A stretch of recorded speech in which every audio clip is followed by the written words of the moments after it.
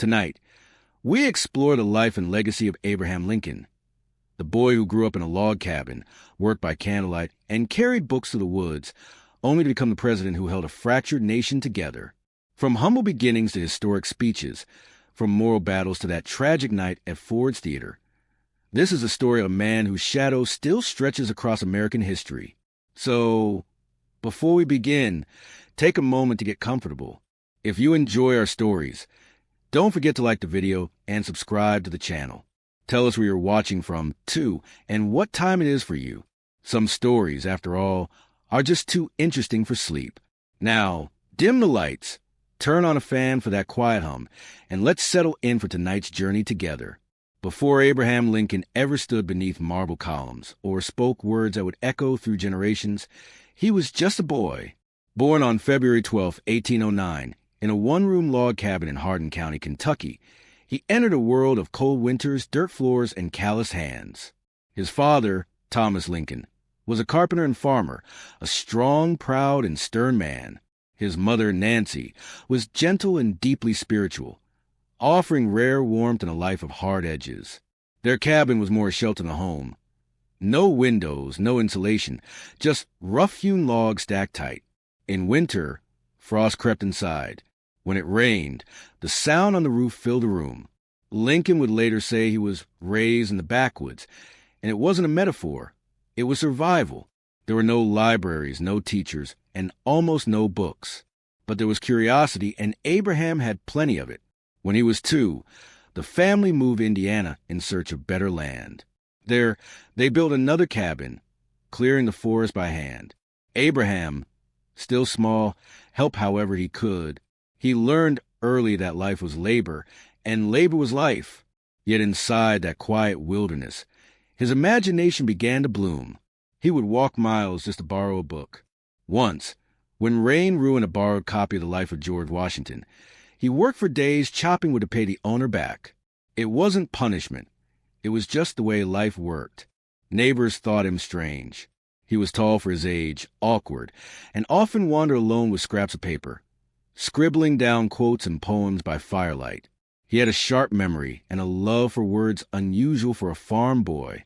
Even then, something in him reached upward, not toward power, not yet, but toward understanding. In the stillness of the Indiana woods, beneath a leaky roof and beside a dwindling fire, a boy was building something far greater than a log cabin. He was building a mind, a vision, a voice. And one day, that voice would echo across a divided nation. Every great life begins with a wound, one that never fully heals. For Abraham Lincoln, that wound came at the age of 9. It was 1818, and the Lincolns were carving out a life in the Indiana frontier. Days were long, filled with hard work and quiet determination.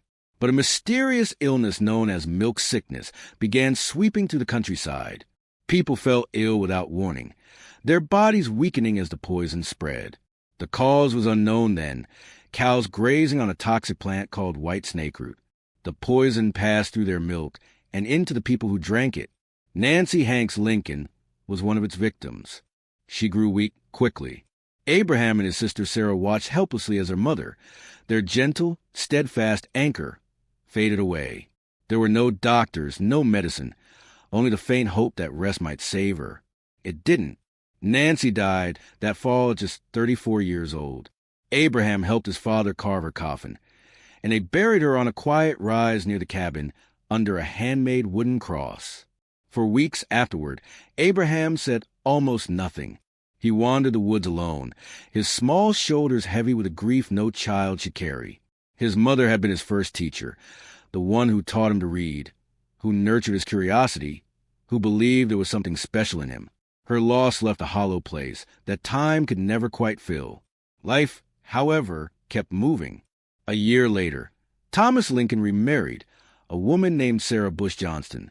She was kind, patient, and she brought with her something rare in their world: books. Abraham grew close to her, and she treated him as her own son. In many ways, she helped mend what grief had broken. But even with love around him, Abraham carried sorrow like a quiet shadow. It made him thoughtful, and it made him kind. That depth of empathy, born from pain, would one day become one of his greatest strengths as a leader. As the years passed, the boy from the log cabin began to grow, not just in wisdom, but in height. By his teens, he towered over his peers, long-limbed and lanky, eventually reaching 6 feet 4 inches in adulthood, in a time when most men were much shorter. His clothes rarely fit, his walk was awkward, and some even called him strange-looking. But Abraham didn't seem to mind. He wasn't trying to impress anyone. He was trying to understand the world. He read constantly, lying on his stomach by the fire, feet in the air, devouring any book he could borrow or trade for.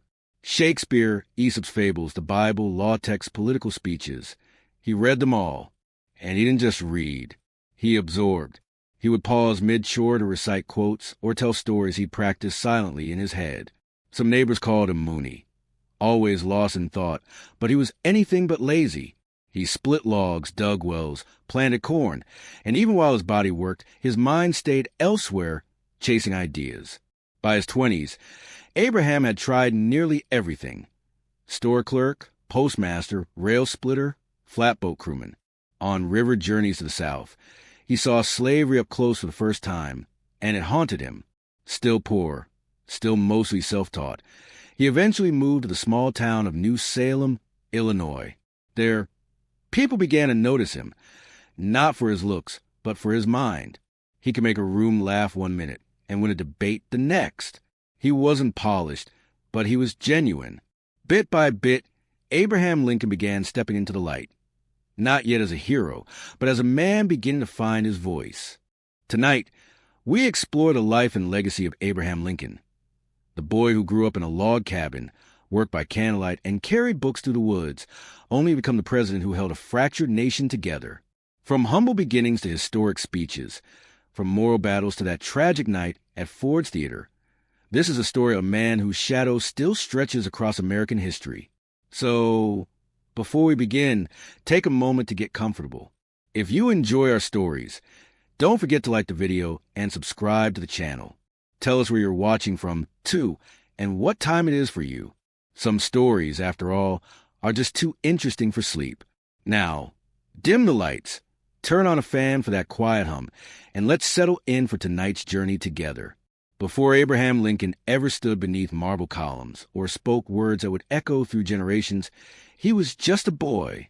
Born on February 12, 1809, in a one-room log cabin in Hardin County, Kentucky, he entered a world of cold winters, dirt floors, and calloused hands.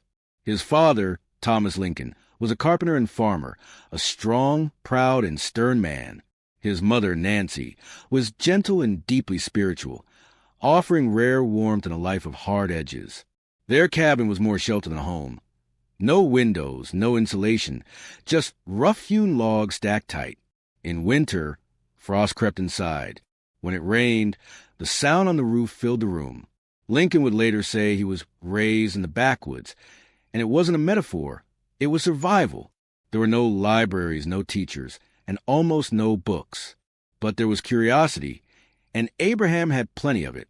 When he was 2, the family moved to Indiana in search of better land. There, they built another cabin, clearing the forest by hand. Abraham, still small, helped however he could. He learned early that life was labor, and labor was life. Yet inside that quiet wilderness, his imagination began to bloom. He would walk miles just to borrow a book. Once, when rain ruined a borrowed copy of The Life of George Washington, he worked for days chopping wood to pay the owner back. It wasn't punishment. It was just the way life worked. Neighbors thought him strange. He was tall for his age, awkward, and often wandered alone with scraps of paper, scribbling down quotes and poems by firelight. He had a sharp memory and a love for words unusual for a farm boy. Even then, something in him reached upward, not toward power, not yet, but toward understanding.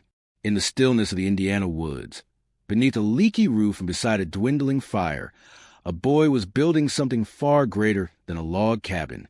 He was building a mind, a vision, a voice. And one day, that voice would echo across a divided nation. Every great life begins with a wound, one that never fully heals. For Abraham Lincoln, that wound came at the age of 9. It was 1818, and the Lincolns were carving out a life in the Indiana frontier. Days were long, filled with hard work and quiet determination. But mysterious illness known as milk sickness began sweeping through the countryside. People fell ill without warning, their bodies weakening as the poison spread. The cause was unknown then, cows grazing on a toxic plant called white snake root. The poison passed through their milk and into the people who drank it. Nancy Hanks Lincoln was one of its victims. She grew weak quickly. Abraham and his sister Sarah watched helplessly as their mother, their gentle, steadfast anchor, faded away. There were no doctors, no medicine, only the faint hope that rest might save her. It didn't. Nancy died that fall at just 34 years old. Abraham helped his father carve her coffin, and they buried her on a quiet rise near the cabin under a handmade wooden cross. For weeks afterward, Abraham said almost nothing. He wandered the woods alone, his small shoulders heavy with a grief no child should carry. His mother had been his first teacher, the one who taught him to read, who nurtured his curiosity, who believed there was something special in him.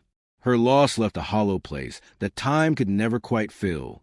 Life, however, kept moving. A year later, Thomas Lincoln remarried a woman named Sarah Bush Johnston. She was kind, patient, and she brought with her something rare in their world: books.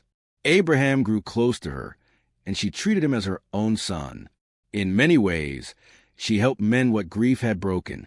But even with love around him, Abraham carried sorrow like a quiet shadow. It made him thoughtful, and it made him kind. That depth of empathy, born from pain, would one day become one of his greatest strengths as a leader. As the years passed, the boy from the log cabin began to grow, not just in wisdom, but in height. By his teens, he towered over his peers, long-limbed and lanky, eventually reaching 6 feet 4 inches in adulthood, in a time when most men were much shorter. His clothes rarely fit, his walk was awkward, and some even called him strange-looking. But Abraham didn't seem to mind. He wasn't trying to impress anyone. He was trying to understand the world. He read constantly, lying on his stomach by the fire, feet in the air, devouring any book he could borrow or trade for. Shakespeare, Aesop's fables, the Bible, law texts, political speeches. He read them all. And he didn't just read. He absorbed. He would pause mid-chore to recite quotes or tell stories he'd practiced silently in his head. Some neighbors called him Mooney, always lost in thought, but he was anything but lazy. He split logs, dug wells, planted corn, and even while his body worked, his mind stayed elsewhere, chasing ideas. By his 20s, Abraham had tried nearly everything: store clerk, postmaster, rail splitter, flatboat crewman. On river journeys to the south, he saw slavery up close for the first time, and it haunted him. Still poor, still mostly self-taught, he eventually moved to the small town of New Salem, Illinois. There, people began to notice him, not for his looks, but for his mind. He could make a room laugh one minute and win a debate the next. He wasn't polished, but he was genuine. Bit by bit, Abraham Lincoln began stepping into the light. Not yet as a hero, but as a man beginning to find his voice. By the time he started his law career in Springfield, Illinois, Lincoln was no longer the quiet boy from the woods. He had become a rising figure.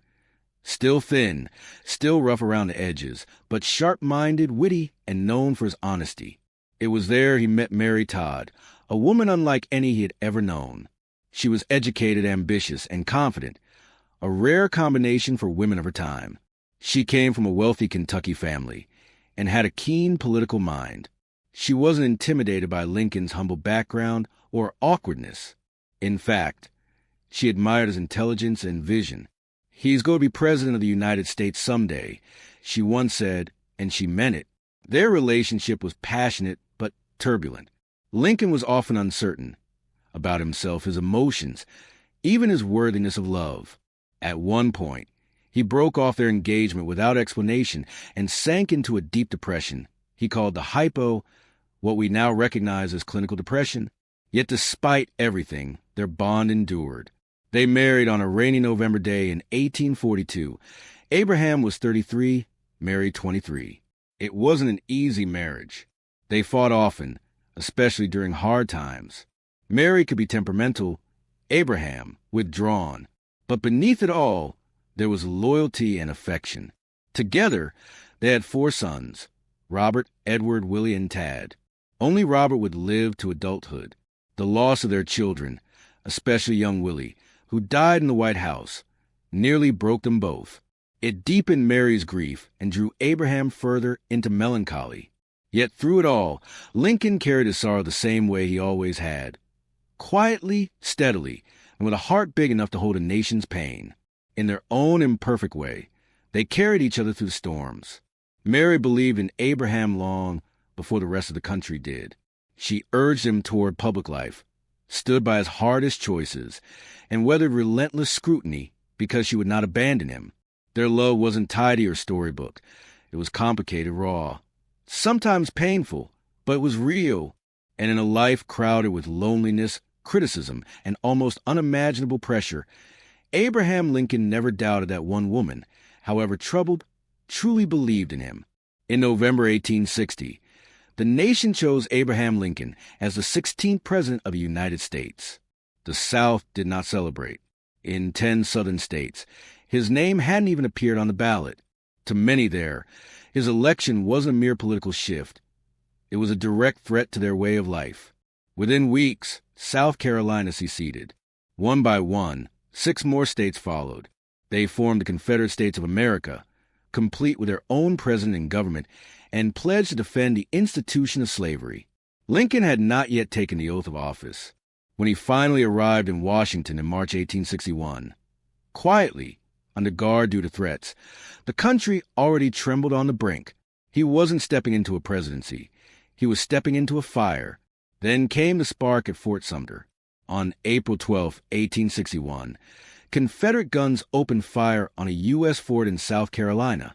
The Civil War had begun. For Lincoln, the goal was simple to state and hard to achieve. Preserve the Union, keep the country whole. But the path forward was anything but clear. He faced pressure from every direction.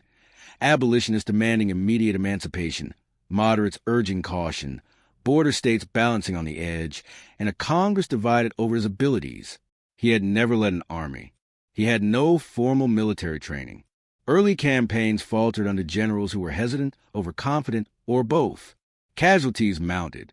The North tasted humiliation, and voices rose asking whether Lincoln was in over his head. He did not flinch. He read reports long past midnight, pored over maps until his eyes ached, held endless meetings, and visited hospitals where he sat beside wounded soldiers and grieving families. He shook the hands of widows. He walked among ordinary people whenever he could. The White House became a war room, and, at times, a cage. His shoulders stooped. His face grew gaunt. He aged visibly before the nation. Yet he remained steady, not because he knew victory was inevitable, but because he believed the Union was worth saving. The country was burning, and Abraham Lincoln, quiet and deliberate, walked into the flames. As the war dragged into its second year, Lincoln faced a choice that would define his presidency and the nation's soul. The Union had suffered terrible losses. Public patience thinned. The question grew louder. What exactly were they fighting for? The war had begun to save the Union, but that cause alone no longer sufficed. At the center of America lay a moral wound that could not be ignored: slavery. Lincoln despised it and had called it a monstrous injustice. Yet he also knew that moving to end it risked alienating the border states and further fracturing the North. Politically, it could destroy him. He waited for the right moment. After the blood-soaked Union victory at Antietam in September 1862, he made his decision. He would act. On January 1st, 1863, he signed the Emancipation Proclamation, declaring that all enslaved people in Confederate-held territories were, from that day forward, free. Legally, it was limited. It did not apply to border states and could not touch areas still firmly under Confederate control. Symbolically, it was seismic. With one signature, Lincoln transformed the war from a struggle for unity into a struggle for human freedom. Critics objected that it was unlawful or inadequate. Lincoln stood firm. He believed it was both right and necessary. Soon, thousands of formerly enslaved men joined the Union Army, fighting not just for a nation, but for their own future. Regiments like the 54th Massachusetts became emblems of courage. The proclamation did not end slavery. That would require more time, more sacrifice, and a constitutional amendment, but it lit the way forward. Lincoln had staked a moral claim in the midst of chaos, and the meaning of the war and of America changed forever. By 1863, the war had become a relentless grind. Towns turned to graveyards, field to mud and memory. At the center stood a president carrying a weight no one was meant to bear. Photographs show a man transformed, face lined and sunken, eyes burdened by the tally of the dead. Sleepless nights, political battles, and personal sorrow hollowed him out. In 1862, the Lincoln's 11-year-old son, Willie, died of illness in the White House. Bright, curious, and beloved, he had been his father's joy. The loss shattered the family. Mary dressed in mourning for years and slipped deeper into grief. For Abraham, it was yet another old wound reopened. Still, he carried on. He read casualty lists each morning.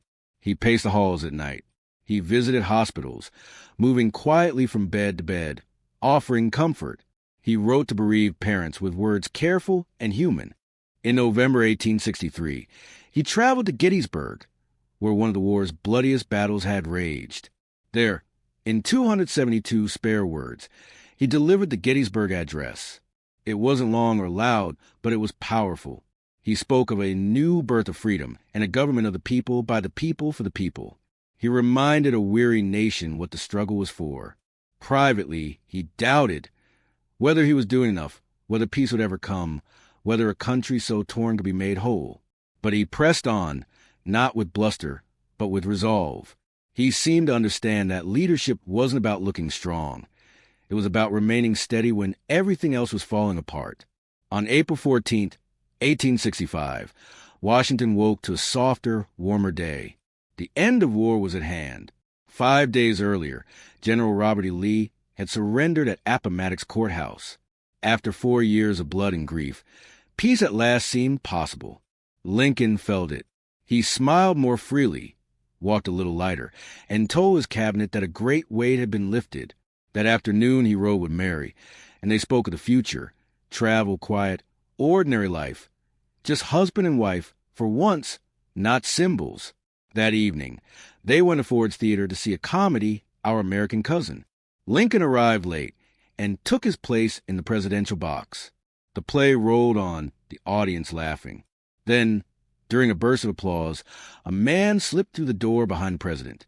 John Wilkes Booth, a well-known actor and fervent Confederate sympathizer, believed that by killing Lincoln he could revive a dying cause. He fired a single shot. Chaos followed. Booth leapt to the stage and fled into the night. Lincoln was carried across the street to a small boarding house and laid on a bed too short for his long frame. Doctors could do little. He never regained consciousness. At 7:22 the next morning, Abraham Lincoln died. Secretary of War Edwin Stanton, standing nearby, whispered, "Now he belongs to the ages." The man who had steadied a fractured nation was gone, and the White House door that had always opened to him would never open again. In the days that followed, the country fell into a hush, as if the war itself had exhaled its last. Lincoln's body lay in a simple coffin and was carried through Washington streets. Thousands lined the route. Some stood silent, others wept. Families traveled miles to watch the funeral train pass on its long journey to Springfield, Illinois. The procession across cities and states was more than a farewell. It was a reckoning. Lincoln had become more than a person.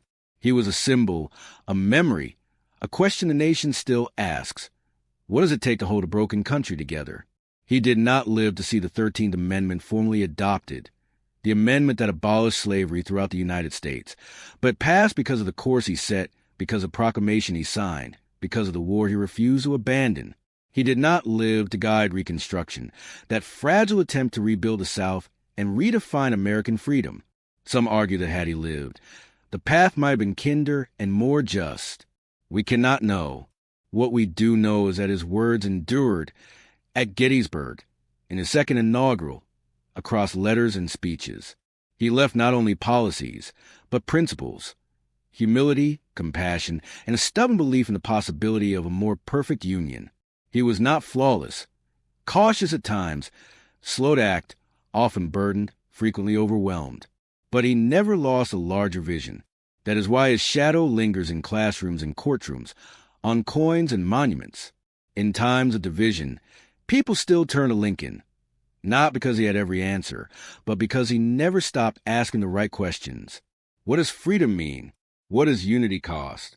What must we endure to live up to our ideals? He once appealed to the better angels of our nature. Perhaps that is what he became. Not only a leader of his time, but a quiet guardian of ours. Long before the American Revolution turned into open war, it began as a feeling, soft at first, then impossible to ignore. In the mid-1700s, the 13 British colonies stretched from New England's rocky shores to Virginia's tobacco fields and the bustling ports of the Carolinas. People lived, worked, and traded under the British crown. They were proud to be British. But they were becoming something else, too, tougher, more independent, more accustomed to solving their own problems. That independence soon felt threatened. After Britain's costly victory in the 7 Years' War, the empire needed revenue. It turned toward the colonies, imposing taxes and trade restrictions. Colonists were asked to pay for a war they hadn't chosen, and to support an army many didn't want. The issue wasn't only money, it was dignity. No taxation without representation wasn't a slogan. It was a claim to self-respect. The Stamp Act of 1765 placed levies on newspapers, legal papers, even playing cards. The Townshend Acts taxed everyday goods, glass, paint, tea. Then came the Tea Act, and with it a moment that would echo for centuries, the Boston Tea Party. On a cold December night in 1773, colonists disguised as Mohawk warriors boarded ships in Boston Harbor and dumped 342 chests of tea into the water. It was dramatic, defiant, and final. Britain struck back with the coercive acts, which the colonists called the Intolerable Acts, punishing Massachusetts by closing its port and tightening military control. Suddenly, this wasn't just about taxes. It was about power, about whether distant rulers could govern a people who had carved out lives of their own. Across the colonies, town meetings shifted into councils of resistance. Merchants boycotted British goods. Farmers drilled in local militias. Men and women who once thought of themselves as loyal subjects began to ask a radical question. What if we did not need a king at all? The colonies were no longer merely restless. They were waking up. The fire of revolution had not yet leapt from spark to flame, but the smoke was rising and it would not be ignored. Before bullets flew and flags were raised, the American Revolution was fought with words. Long before independence became a political demand, it was an idea, and ideas, once spoken aloud, are hard to contain. In taverns and coffee houses, at dinner tables and in churches, ordinary colonists began asking extraordinary questions. Could a king truly rule people who had never seen his face? Should a government thousands of miles away decide the daily lives of farmers in Virginia or blacksmiths in Boston? Then came the writers, the thinkers who gave voice to this rising doubt. Samuel Adams stirred Boston streets with fiery newspaper pieces and secret meetings. John Dickinson of Pennsylvania, more measured but no less firm, argued for colonial rights in his letters from a farmer in Pennsylvania. And Benjamin Franklin, equal part scientist and satirist, quietly scattered revolutionary seeds across Europe and the colonies through essays and pamphlets. But the most explosive voice belonged to an Englishman, Thomas Paine. In January 1776, Paine published Common Sense, a 47-page pamphlet that ripped apart the idea of monarchy. His words were plain, direct, and fierce, written not for scholars, but for everyone. Shopkeepers, sailors, farmers. Anyone could grasp the force of his arguments. He called the king a tyrant. He called the colonies a nation. He urged independence not someday, but now. It is time to part, he wrote, and people listened. Within months, Common Sense sold over 100,000 copies, staggering numbers of time. Those pages lit a match that helped ignite a revolution. And it wasn't just pamphlets. Speeches rang out in assemblies, letters crossed the colonies, and the written word became a weapon passed from hand to hand, heart to heart. Through those words, the colonies began to see themselves differently, not as scattered provinces, but as a single people with a shared purpose. The British had muskets.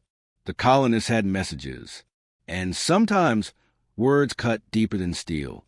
The revolution would still demand soldiers and sacrifice, but first it needed voices brave enough to say what others only dare to think.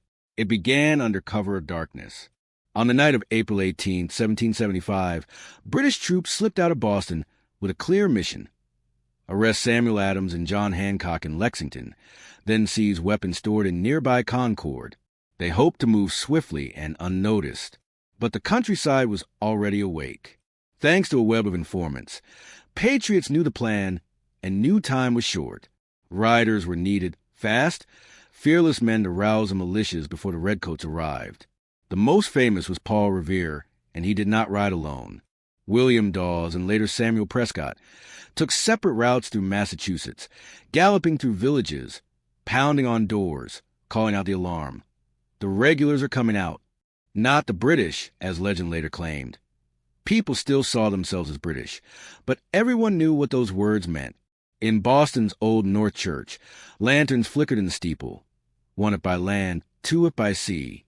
Two lights appeared, signaling that British troops were crossing the Charles River by boat. The message jumped from town to town like lightning. By dawn, colonial Minutemen stood on Lexington Green. Farmers with hunting rifles, blacksmiths with muskets, merchants with powder horns. They were cold, nervous, untrained. Then, just after sunrise, the British arrived. The two lines faced each other on the village green. No one knows who fired first. A crack split the morning air, and history shifted. 8 colonists fell. The British pushed on to Concord, only to find most of the weapons already moved. On the ride back to Boston, the countryside erupted. Militia fired from behind trees and stone walls, harrying the columns mile after mile. It was no longer protest. It was war. The shot heard round the world, as it would later be called, marked the beginning of open rebellion, and it all started with riders in the night, ordinary men who lit the fuse with urgency, courage, and a willingness to risk everything for a cause just taking shape. In the early days of the Revolution, leadership was as uncertain as the morning mist over New England hills. Amid untested militias and clashing opinions, one figure emerged as the natural choice to lead: George Washington. He was not a commander in the theatrical sense. Tall and reserved, he carried a quiet dignity. Before the war, he had earned respect as a surveyor, as a soldier in the French and Indian War, and as a Virginia planter. He had known setbacks and failures. They hardened his resolve rather than dimmed it. When the Second Continental Congress gathered, uniting the colonies under one banner felt nearly impossible. Suspicion surrounded the idea of a standing army. In that fragile moment, Washington was chosen as commander-in-chief of the Continental Army, not for grand promises, but for the steady reliability he projected, a calm that inspired trust. From the start, he understood the enormity of the task. A European-style war was impossible for an army of farmers and tradesmen with mismatched muskets and scant supplies. So he embraced a different approach: resilience and persistence, turning setbacks into lessons. In battles that ended in retreat or stalemate, his composure steadied the ranks. His leadership wasn't defined by soaring speeches, but by presence, riding the lines, inspecting camps, listening to his soldiers, sharing their hardships. He knew unity was forged through shared struggle and mutual trust. As the war ground on, his reputation grew. From the brutal winter at Valley Forge to daring maneuvers and surprise strikes, Washington became the Revolution's heart. His quiet courage and unyielding determination proved that true leadership is forged in adversity. He was more than a commander. He embodied a fledgling nation's hopes, a beacon of steadiness when freedom was the only price worth paying. Amid the uncertainty, the colonists turned to the power of the pen. The birth of a nation was defined not only by muskets and battlefields, but by ideas set to paper, ideas that would chart a shared destiny. In crowded meeting houses, lively coffee houses, and private studies, influential minds drafted a vision for a new society. The Declaration of Independence emerged as a unifying document, more than a break from Britain. It was a statement that every person is endowed with inalienable rights. With careful yet impassioned prose, Thomas Jefferson captured a radical principle: governments derive their just powers from the consent of the governed.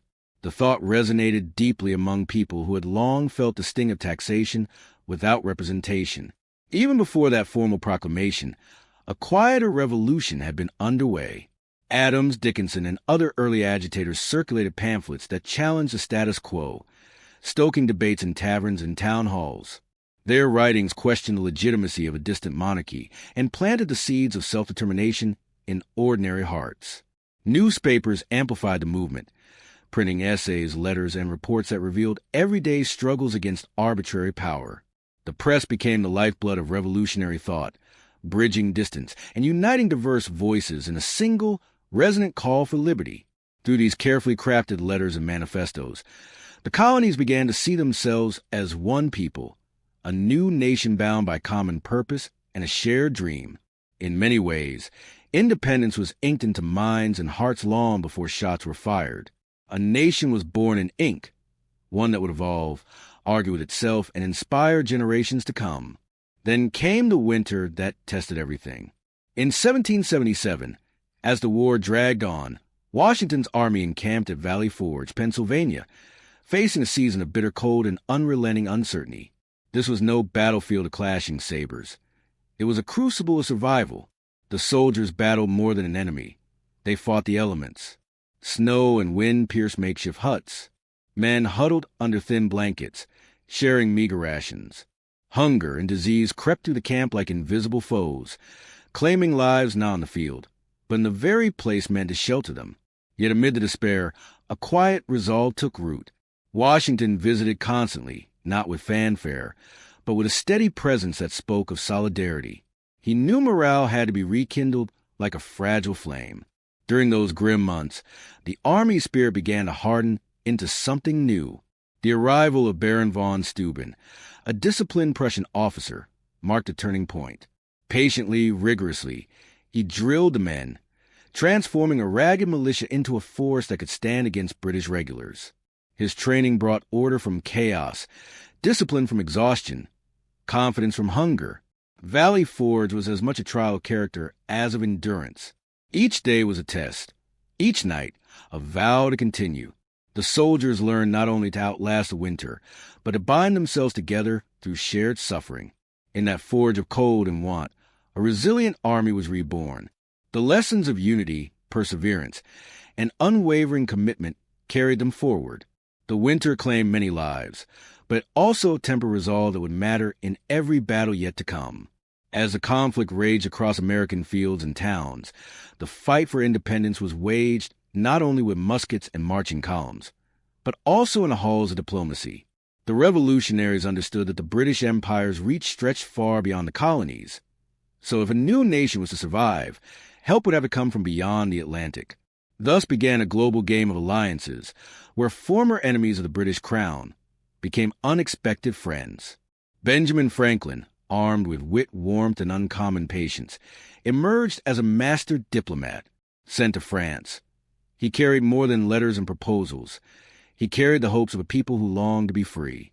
In Paris, Franklin's charm and intelligence captivated the royal court. With a steady voice, he painted a picture of a nation oppressed by tyranny and united in purpose.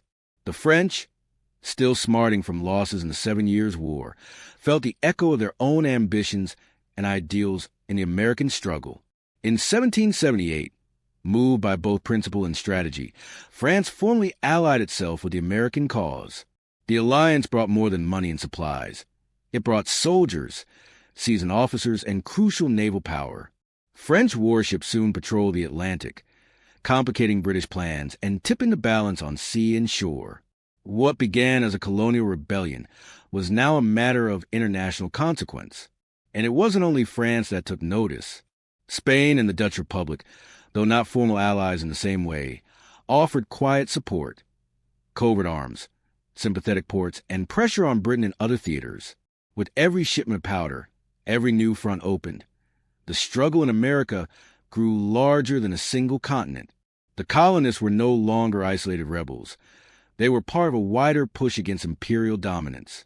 Through diplomacy and persistence, the revolutionaries transformed a local fight into a global movement. As French cannon and Spanish supplies crossed the ocean, the message was unmistakable. The cry for liberty was not confined to one shore, but belonged to anyone daring to resist tyranny. By 1781, the tide had turned. In a bold, tightly coordinated plan, General George Washington, working with French forces under General Rochambeau and backed by a formidable French fleet, set a trap at Yorktown, Virginia, a coastal town the British believed to be safe. General Charles Cornwallis had dug in there, confident that natural defenses and access to Chesapeake waters would keep him supplied. Washington had other ideas. Through secret dispatches and careful timing, American and French troops converged by land while the French Navy sealed the bay.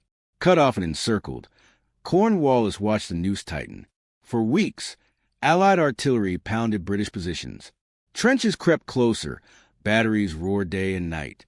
Inside Yorktown, food dwindled, hope thinned, and reality became clear. Without relief, there was no path forward. With the French holding the bay, reinforcements were a distant dream. At last, after relentless bombardment and failing supplies, Cornwallis accepted the inevitable. On October 19, 1781, he surrendered to Washington. It was more than a battlefield defeat. It felt like the end of British rule in America. Yorktown's fields, once torn by siege, became hallowed ground, proof of what unity and resolve could achieve. The victory echoed across oceans, forcing Britain to the negotiating table and paving the way to the Treaty of Paris in 1783, which recognized American independence. In that moment, the dream of a nation shifted from hope to reality, born not just of muskets and maneuver, but strategy, courage, and an unshakable belief in freedom. With the guns at last growing quiet, the Revolution's deeper legacy came into view. The war had done more than win a country. It had seeded an idea, freedom as a guiding principle. The fragile union of states now faced the challenge of building a government worthy of its ideals. The Articles of Confederation, a first attempt at unity, soon revealed serious limits. A stronger, more balanced framework was needed, one that preserved individual liberties while enabling the nation to act as one. In 1787, delegates gathered in Philadelphia to hammer out a new blueprint. Debates were heated, compromises difficult, but one principle held: government must serve the people, and power must flow from their consent. The Constitution emerged from those arguments as a living structure, imperfect yet adaptable, designed to bend without breaking. The ideas of equality and natural rights, proclaimed in the Declaration of Independence, did not fully blossom in their time. Yet the seed had been planted. Over generations, through struggle and reform, those words would be pressed upon, demanded, expanded. The Revolution's ideals crossed borders, inspiring others to confront oppression and imagine societies built on liberty, equality, and shared voice. In that sense, its triumph was not a single treaty or a single flag, but a durable belief that every person holds inherent rights no ruler can deny. Long after the last campfire faded, the spirit of the Revolution endured. In courtrooms and classrooms, in protests and petitions, in the unfinished work of a more perfect union. The truest revolution, it turned out, was not only fought on fields of battle, but in the hearts and minds of people who dared to dream of freedom. High in the Peruvian Andes, wrapped in mist and mystery, a city seems to hover between earth and sky. Machu Picchu, often called the Lost City, it beckons the curious with silent stone walls, terraced slopes, and sweeping vistas that make time feel irrelevant. Long before scholars trace its paths, local legends whisper of a sacred refuge. Hidden, protected, set apart. Perched along a narrow ridge embraced by emerald peaks and drifting clouds, its placement feels intentional, as if chosen to converse with the mountains themselves. Was it a fortress, a royal estate, a spiritual center? The truth remains veiled, carried on the wind. Machu Picchu's architecture speaks with quiet precision. Smooth, tightly fitted stones, joined without mortar, reflect a mastery that seems almost otherworldly. Here, nature and human craft meet in a deliberate balance. Terraces step down the slopes, turning steep ground into fertile land that once fed a thriving community. The city's design, temples, plazas, and clustered dwellings, reveals a deep understanding of the stars, of water, of how people can live in harmony with a rugged landscape. Channels guide runoff. Sightlines frame sunrises and solstices. Even in abandonment, the place holds a calm dignity. Weathered walls, moss paths, a hush that feels like reverence. Some see it as a royal retreat, others, a ceremonial sanctuary where earth and spirit met. Its remoteness implies intent. A refuge from turmoil, a haven for contemplation, a threshold between the human and the divine. The mystery is not only in its purpose, but in its silence. Why was it left to the forest? Who walked away? And what did they carry with them besides memory? The answers lie in stone and shadow, waiting for patient eyes. At the heart of Machu Picchu's wonder is the story of its makers. The Inca, masters of stone and sun. They were not mere builders. They were visionaries who saw the world as an ordered whole bound by cosmic balance. Their techniques, passed down through generations, turned unforgiving terrain into a sanctuary of form and function. They read the sky, shaped the earth, and let water trace a path through both, leaving behind a city that still teaches, in silence, what it means to live in concert with the world. The Inca believed the sun was the source of all life, a deity whose warmth and light sustained the great cycle of nature. Every stone at Machu Picchu, they said, was set with reverence to Inti, the sun god. The city's plan seems to echo the sky. Temples and plazas aligned with solstices and equinoxes, sightlines tuned to first light and last glow. Here, the paths of sun and stars were not merely observed. They were celebrated. Each sunrise marked renewal, each sunset a promise to begin again. Craftsmanship sat at the heart of Inca engineering. The masonry of Machu Picchu is legendary. Stone blocks carved so precisely they knit together without mortar. This ashlar technique let walls flex and settle with the trembling Andes, so the stones seem to breathe as one. Centuries of wind and rain have passed, yet the joinery still holds, an enduring union of material and spirit that reflects an Inca vision of an interwoven world. Under the careful direction of architects and master builders, artisans and laborers reshaped the mountain. Terraces stepped down the slopes, stabilizing the land while creating narrow fields to feed the community. Now overgrown, those ledges once captured warmth and nutrients with deliberate care, each level planned to draw sun and water exactly where they were needed. Even doorways and carved markers carried meaning, echoes of a universe where human ingenuity moved in concert with natural order. The result was a city both functional and sacred, a place where daily life and devotion shared the same stones. It is a quiet testament to a people who honored earth and sky, an eternal dance between nature and human ambition. Wander the site, and another language reveals itself. The geometry of the sacred. Machu Picchu is not a scatter of buildings. It is a measured symphony of lines, shapes, and angles that suggest a larger cosmic design. For the Inca, geometry was more than mathematics. It was a way to speak with the divine, to describe harmony between heavens and earth. The terraces ripple in precise rhythms, managing runoff and soil while mirroring the contours of the Andean slopes. They are not only feats of agriculture, but embodiments of balance, proof that nature and human effort are inseparable. At the center of this dialogue stands the Intihuatana, the hitching post of the sun. This carved stone served as a pivot for observing the sun's movement, its surfaces and angles tuned to celestial moments. At winter solstice, shadows mark the stone in a distinctive way, an event likely kept with solemn rites. Both instrument and emblem, the Intihuatana embodies astronomical knowledge and the order revealed. Across the site, plazas, shrines, and living quarters align with cardinal points and recurring sky events, underscoring a worldview ruled by cycles and equilibrium. East-west axis hint at the rising and setting sun. North-south orientations may speak to other stellar paths. In Inca hands, geometry became a sacred art, used not only to build, but to invite the spirit to meet the universe. The plan of Machu Picchu urges visitors to reflect on their place in the grand design, reminding us that the cosmos is both mystery and mirror, reflecting the patterns we carry within. Yet for all its beauty and insight, Machu Picchu was abandoned, a choice that left more questions than answers. Its silence, preserved in the Andean mists, suggests a departure as measured as its construction. One explanation is strategic. As Spanish forces pressed into the Andes, the Inca may have quietly evacuated the ridge to keep it hidden and out of enemy hands. Secluded and defensible, the city could serve as both refuge and secret, until secrecy itself demanded to be left. Another possibility lies in the land. The mountain's harsh climate, Sudden storms and steep terrain may have made long-term life increasingly difficult. Earthquakes or landslides could have threatened key structures and disturbed the delicate balance of water and soil the terraces depended on. Over time, those pressures might have nudged the community towards safer ground.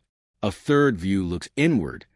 Shifting centers of power within the Inca realm could have reduced Machu Picchu's importance. If its role, royal retreat, ritual hub, waned, the city may have been gently set aside as history's currents moved on. Whatever the cause, the departure was not marked by ruin. Instead, the city seems to have been left intact, as if its residents slipped away at dusk, leaving carefully fitted walls and terrace fields to find their way back into the green. That quiet exit preserved an unclouded glimpse of Inca life, a world still etched in stone for us to read. Today, the unresolved ending only deepens the allure. Empty plazas and narrow passages invite us to wonder about a people whose knowledge and artistry were matched by a mysterious, almost ceremonial farewell. Within those stones, the echoes of ritual still linger. Machu Picchu was more than stronghold or residence. It was a sacred landscape crafted to honor the forces that shaped Andean life. The evidence is woven into the architecture itself. Temples and platforms, even sculpted outcrops, appear placed to link mortal life with the divine. The Temple of the Sun, with its curve of expertly set stones, windows, and niches, serve as a focal point for honoring Inti. At first light, worshippers may have gathered to greet the dawn, marking rebirth and hope in the daily return of the sun. Scattered nearby are smaller shrines and raised platforms. Modest in size but immense in meaning, they likely hosted private prayers, offerings, and communal rites. Alignments with solstices and other astronomical events suggest ceremonies were choreographed to the sky's rhythm, devotion timed to the pulse of the cosmos. Imagine the sounds that once lived here: chant carried on a morning air, the soft rustle of woven garments, the measured beat of drums. Offerings of food, fine cloth, and precious metals brought to altars for blessing. Gifts meant to secure fertile fields and communal well-being. These rites were not merely acts of faith. They reaffirmed identity and belonging, a living pledge that human life was interlaced with cosmic order. The very organization of the city seems to guide the pilgrim. Stairways and paths drawing one from the everyday into zones set apart, each step a passage from the ordinary to the sacred. Even now, a hush seems to settle over those routes. The ceremonies have fallen silent, but the stones continue to speak, a bridge between earth and sky, between what is and what endures. Beneath the famous temples and terraces lies a quieter world, the homes, workshops, and lanes where daily life unfolded. Clusters of stone houses connect by narrow paths, built with the same careful attention that shaped the grand plazas. These dwellings sheltered families who timed their days, the rhythms of planting, harvest, and ritual. Inside, rooms once filled with the work of living, preparing food, spinning and mending, sharing stories and laughter. Without modern comforts, the Inca relied on ingenuity. Design that borrowed light and air, walls that answered the slope and wind, rooms arranged to ease the day's tasks. Water, the city's lifeblood, flowed by way of channels and fountains that were both practical and reverent. Fed by mountain springs, the system carried clean water to fields, homes, and ceremonial spaces, knitting sacred and ordinary needs together in one living network. This balance between city planning and mountain watershed reveals a deep understanding of place. Archaeologists have found traces of workshops where skilled hand-shaped tools, ceramics, and textiles, sustaining both the economy and the culture that held the city together. In these quieter corners, we glimpse not only survival, but craft and care, a people in conversation with their world, leaving behind a city that still listens to the sun. The artifact the Inca left behind offer quiet clues to their methods and materials, hinting at a sophisticated economy that sustained not only daily life but artistic expression. In the tucked-away corners of Machu Picchu, traces of communal hearths and storage spaces reveal a city once alive with exchange and conversation, a place where people gather to share knowledge, trade goods, and mark the turning of the seasons. The grand temples capture our imaginations, but it's the hidden everyday rooms and workyards that pulse with the true heartbeat of the city in the clouds. Those same stones, however, whisper of a sudden and puzzling departure. What was once filled with voices, ritual, and routine now settles in a hush, nature and time gently reclaiming what people built. Why Machu Picchu was abandoned remains one of its enduring mysteries. Some believe the Inca walked away deliberately to shield sacred knowledge and treasures from the Spanish conquistadors. Others point to the unforgiving Andean environment, earthquakes, landslides, or prolonged drought that could have made life at such altitude increasingly precarious. Walk the ruins, and the echo of absence is everywhere. Finely joined walls, terraces, and stairways sit undisturbed, as if time paused at the moment of leaving. There are no signs of violence or chaos, only the impression of a careful, deliberate withdrawal, a choice to leave a masterpiece intact. The empty plazas and silent corridors prompt questions that resist easy answers. Who gathered here? What visions did they hold as they looked out across the peaks? And why, despite such splendor, did they yield it to the patience of mountains? In every overgrown path and weathered stone, the echoes of abandonment remind us that even the greatest works can grow quiet. Yet in that quiet, the past continues to call us to wonder, to question, and to remember how impermanent all things are. For centuries, Machu Picchu slept, cradled by the Andes and shrouded in mist, its secrets kept by ridgelines and cloud. Not until the early 20th century did that hush break. In 1911, guided by local indigenous knowledge and legends handed down over generations, the American explorer Hiram Bingham came upon the site. What he found took the breath of the wider world. An Inca city preserved by isolation and the mountain's protective embrace. Photographs and vivid accounts. Terraces perched above the abyss, stonework fitted with uncanny precision, enigmatic structures aligned with sky and water, spread swiftly beyond academic circles. The discovery introduced many to a civilization that had lived in close accord with nature and the cosmos, achieving feats of art and engineering that seemed to defy the terrain itself. The unveiling of Machu Picchu ignited a new era of study and cultural pride. Scholars converged, piecing together the story of a people adept in both the practical and the sacred. Aerial surveys, refined dating techniques, and later, advanced tools of analysis revealed how agriculture, hydrology, and astronomy were woven into the city's design. Each terrace and carved niche hinted at a system of life belief and stewardship of place. Beyond the academy, Machu Picchu became a symbol for Peru and for indigenous heritage throughout the Americas. Preservation efforts expanded, and local communities welcomed the world while honoring traditions that kept the Inca spirit alive. Today, Machu Picchu is more than an archaeological marvel. It is a living legacy, an emblem of ingenuity, resilience, and spiritual depth that still shapes modern conversations about culture and sustainability. For Peruvians, it embodies both ancestral achievement and present identity. Festivals, crafts, and rituals keep ancient threads entwined with daily life, passing them to new generations. Global fascination has made the site a beacon for cultural tourism and exchange, inviting visitors to reflect on balance with nature even as they marvel at stone and sky. Researchers continue to uncover insights with drones, satellite imagery, and 3D mapping, clarify how the Inca shaped water, soil, and starlight into a city that endures. Artists and storytellers, too, draw from its mystique, creating work that meditates on mystery, time, and the wild beauty of the Andes. In this way, Machu Picchu becomes a bridge, ancient and modern, earthly and celestial, reminding us that the legacies that matter most are the ones that keep inspiring discovery and reflection. Ludwig van Beethoven was born into a world saturated with sound. Church choirs, street tunes, and music rooms were melodies braided into daily life. His father, Johann, noticed the spark early and pressed the boy to master piano and violin.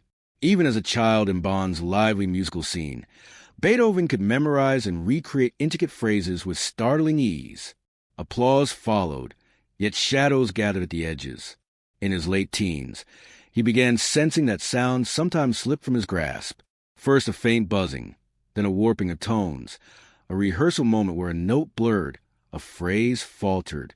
He worked harder, pouring those strange sensations into practice and composition. His early works glowed with youthful fire and the polish of prodigious craft. Still, beneath the acclaim, something was shifting. The very instruments he loved, the thrum of a cello, the shimmer of a high pianissimo, became his lifelines as much as his tools. Even then, a deeper journey was beginning. He was learning to listen not only through his ears, but with his whole being. The path ahead would redefine what it meant to hear. As his reputation soared in Vienna, a quieter crisis deepened. At first, it was only a muffled note, a missed beat, a conversation that needed repeating. Bit by bit, the rich tapestry of voices and instruments unraveled into distance. By his early 30s, the truth could no longer be denied. He confided despair in letters to close friends. Alone at the keyboard, he traced the wood and strings as if touch might restore what hearing could not. Yet from this personal catastrophe came a remarkable transformation. Beethoven turned inward and found another way to perceive music. Through vibration, the weight of a bass note under his palm, the fine tremble of a treble trill across the bone. These became a new lexicon. With a hand pressed to the soundboard, he could feel rhythm and intensity. This tactile world, stitched to memory, gave him back the music he feared he'd lost. What began as necessity became his secret ally. While others struggled to understand his condition, Beethoven built an inner concert hall, complete with the resonance of remembered chords and the pulse of the physical. Sketchbooks filled with motifs and harmonies. Blueprints for symphonies he could no longer fully hear, but could still imagine with crystalline detail. The isolation was real, so was the frustration. Silence could feel like loss. Yet in that crucible, his most daring ideas took shape. He began to compose with a widened sense of sound, memory, emotion, and vibration interwoven. The beat of the instrument became the heartbeat of his music, pushing him to test dynamics, texture, and form. In time, this tactile listening reshaped his craft. Freed from the limits of ordinary hearing, his imagination soared. Every throb of the strings, every imagined overtone bloom, reminded him that music is not only heard, it is also felt, intuited, remembered. Even as the external world fell quiet, his ability to translate vibrations into architecture grew stronger. The inner hall became the birthplace of works that would reverberate far beyond his lifetime. In that realm, silence was not emptiness, but a space filled with the resonance of memory and feeling, a landscape for which some of history's greatest music would rise. Turning fully inward, he drew on the vast library of sound etched into his mind since childhood. Each remembered him. Each folk strain, each orchestral color became raw material. From the stillness, Beethoven found a new way to listen, and in doing so, remade the very language of music. In his private study, surrounded by scattered pages and ink-stained manuscripts, he composed in a language of silence, each stroke of the pen a testament to his unshakable will. Beethoven's process grew intensely solitary. He would sit for hours, sometimes days, immersed in thought as he shaped every phrase with deliberate care. With the outside world hushed, his inner world took center stage.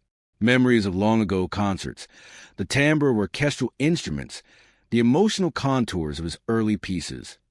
All of it guided his hand. He transcribed these recollections with precision that felt almost mystical, turning remembered sound into written masterpieces. Composing became a kind of meditation. Beethoven learned to hear within the confines of his mind, a process both painstaking and transcendent. He tested variations of themes, modulating and layering them until a full symphony emerged on the page. In this quiet sanctuary, creativity broke free from the limits of physical hearing.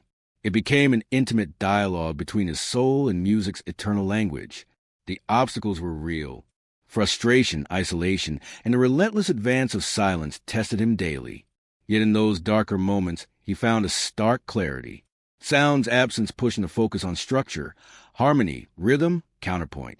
His later works, with their intricate weaving of melody and emotion, reflect this sharpened craft, a reminder that genius can flourish even in quiet.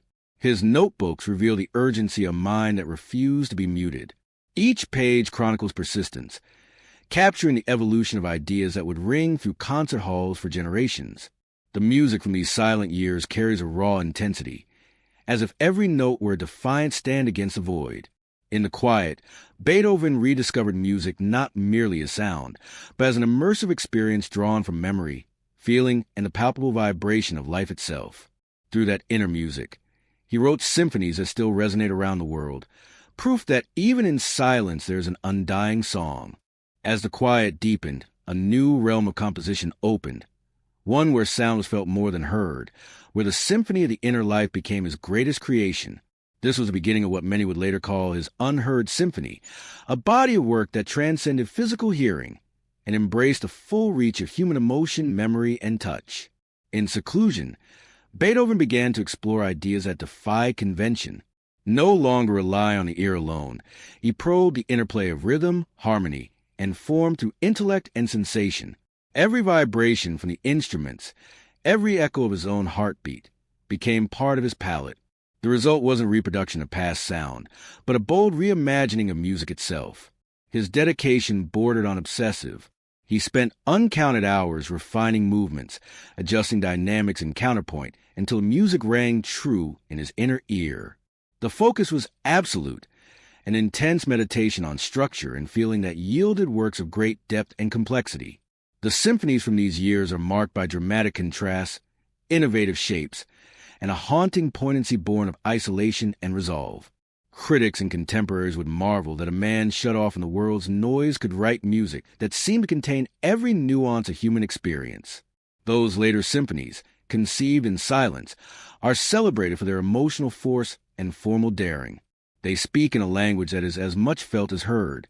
Within them lies Beethoven's essential gift, the power to turn personal trial into a universal expression of hope and resilience.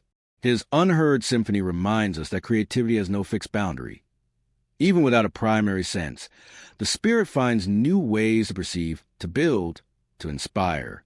In the quiet of his later years, he transformed loss into art, an ongoing conversation between memory and imagination that continues to comfort and challenge us today. The journey into silence was a personal struggle as much as a creative metamorphosis. As his hearing faded, isolation seeped into his days. The lively salons and packed halls gave way to solitude and introspection. With that loneliness came the painful sense of drifting from a world that had once celebrated him. Everyday interactions were fraught. Missed words, strained exchanges, a growing distance that cut deep. Music became his refuge.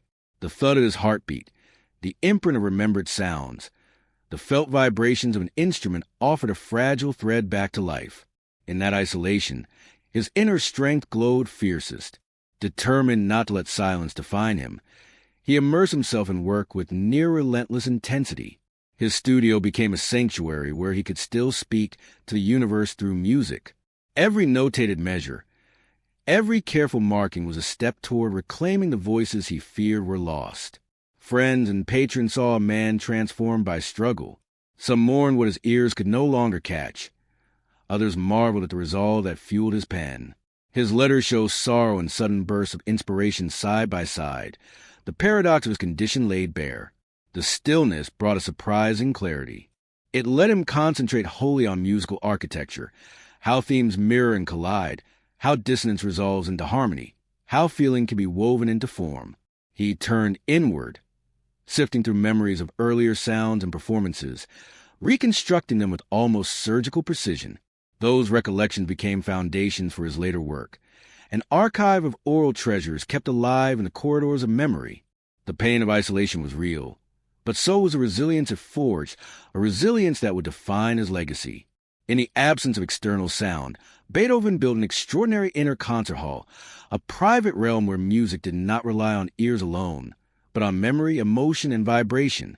This inner space became the wellspring of his craft, where past experience fused with imagination to form a language all his own.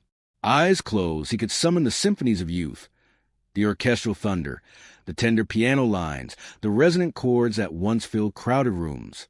He could almost hear mentors' voices and the distant applause.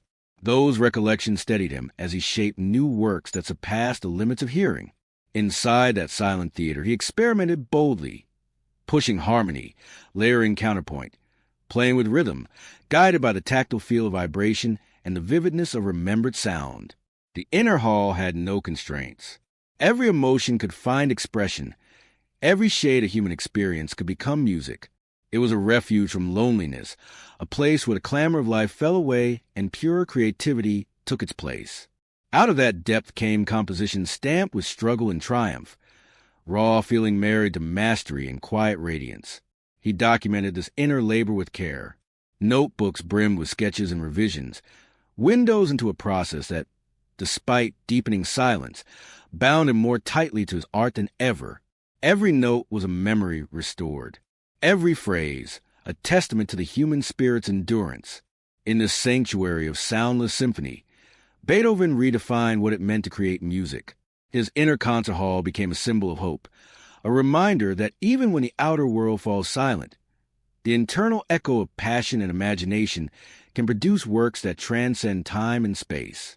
In a world that expected silence from a man who could no longer hear, Beethoven defied every expectation through a torrent of creativity. His later years were not marked by resignation, but by an unrelenting drive to push the limits of musical expression. Every composition became an act of rebellion against deafness, a declaration that art surpasses the body's boundaries. His late works, born in solitude, astonished audiences with their depth and complexity. Beethoven reimagined the symphony as a vast emotional landscape, each movement balancing intricate counterpoint with sweeping, dramatic themes. These were not merely pieces of music. They were epic stories of struggle, triumph, and the pursuit of beauty in the face of adversity. Deafness did not still his genius. It sharpened it. Guided by mathematical precision, memory, and the tactile sensation of vibration, Beethoven continued to innovate. His notebooks, filled with sprawling sketches of musical ideas, reveal a mind in constant motion, an endless dialogue between silence and sound. Isolation became his catalyst. Every frustration was transformed into a spark for invention, reshaping the course of Western music. Even as he could no longer hear performances of his own work, Beethoven listened in his mind, hearing each detail with perfect clarity. His determination inspired those around him to explore new artistic frontiers. Through these acts of defiant creation, Beethoven not only expanded music's expressive range, but redefined art itself. His late symphonies, concertos, and chamber pieces remain monuments to the endurance of the human spirit, a reminder that true genius lies in transforming hardship into infinite possibility. Beethoven's silent years are more than a biographical chapter. They are a living testament to willpower and faith in creativity. When the world went quiet, his inner voice grew louder than ever. Long after his final breath, his music continues to resonate, a timeless echo of brilliance born in silence. Each note carries a story of resilience and the unbreakable belief that art can illuminate even the darkest corners of human experience. His legacy cannot be measured solely by innovation or form, but by the courage with which he faced his own silence. Deprived of hearing, he discovered new ways to perceive sound, teaching the world that music is more than vibration through air. It is memory, emotion, and the very essence of feeling. Today, Beethoven's masterpieces are performed from grand concert halls to humble local stages. They form a bridge between centuries and cultures, uniting people through the universal language of music. Listeners hear not only melodies, but the enduring spirit of man who turns silence into song. His story continues to inspire artists and dreamers everywhere, reminding us that the limits we face can become the birthplace of our greatest creations. Beethoven's eternal echo lives on, a testament that the true power of music lies not in hearing, but in feeling. Even when the ears fall silent, the heart continues to listen. Dawn gathers like a held breath over the Andes, and the first light lifts the river into a silver thread. Far below, the Urubamba curls through shadow, patient as a pulse. Stones drink warmth. Moss brightens. A condor scribes an easy arc across the new blue. On the terraces of Machu Picchu, wind moves through the grass and along the cut edges of rock as if it were reading. It sounds, if you stand very still, like a faint brush across taut strings. Mateo is there before the sun clears the saddle of the peaks, his steps sure along paths he learned at his grandfather's side. He wears a cap his mother wove, a geometry of sky and seed, and a small leather notebook is tucked beneath his arm, the one he fills with sketches of channels and shadows and the angles of light. He has made a habit of listening to the city as if it has a voice. In a way, it does. The water that threads the fountains keeps time. The steps drum softly underfoot. Even silence has texture here. His grandfather used to call it the quiet that teaches. He stops near the Intihuatana, where the stone holds its precise angles like a prayer. At solstice, the shadow sharpens, But even today there is a moment when the sun's edge catches, and something old seems to wake. Mateo closes his eyes. He thinks of the builders aligning walls with stars. He thinks of how memory has to be placed just so, or it slips. He thinks of sound without sound, the idea of a music made from light and wind and the long, patient weight of stone. Thousands of miles away, and an ocean plus a century from the city's first rediscovery, a woman in a quiet practice room in Bonn lays her hands on the keys and does not play. Anna lets the cool ivory steady her as the room hums faintly from the street beyond. She has taped a scrap of paper inside the lid. A line from a letter she once read, about finding strength not in the ear but in the mind. She studies the first page of sonata she has chosen for the morning, a score she knows too well to stare at, and yet cannot stop studying. There are smudges where her fingers often land. The left-hand figure, like a distant footfall. The right-hand phrase that feels like a question asked twice. She presses one low note gently and lays her palm against the wood to feel it expand. The note blooms, travels into the bench, into her bones. She thinks of the season behind her, the medical appointments and the polite nods and the phrases, mild loss, monitoring, we'll see, floating like dust in afternoon light. The world has not gone quiet, not yet. But something is changing, and she has learned to measure it not with fear, but with attention. How long does a note last when you stop insisting it must be heard? How do you write down the way a vibration feels? She reads another line she has taped near the fallboard. Listen with everything. Anna plays the theme once, barely louder than breath, and hears it as much through her fingertips as through her ear. The second time she takes it inward, letting the phrase fill a room behind her sternum. She keeps time with her foot. She does not hurry. The movement's architecture leans within her. Wait here, release there, a line arcing toward a measure she loves and never announces to anyone. She holds a cadence and looks up, surprised by the light sliding across the floor.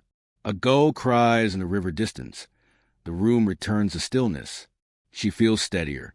She turns the page. Mateo has turned a page too, and he folds it carefully along a crease he plans to erase later.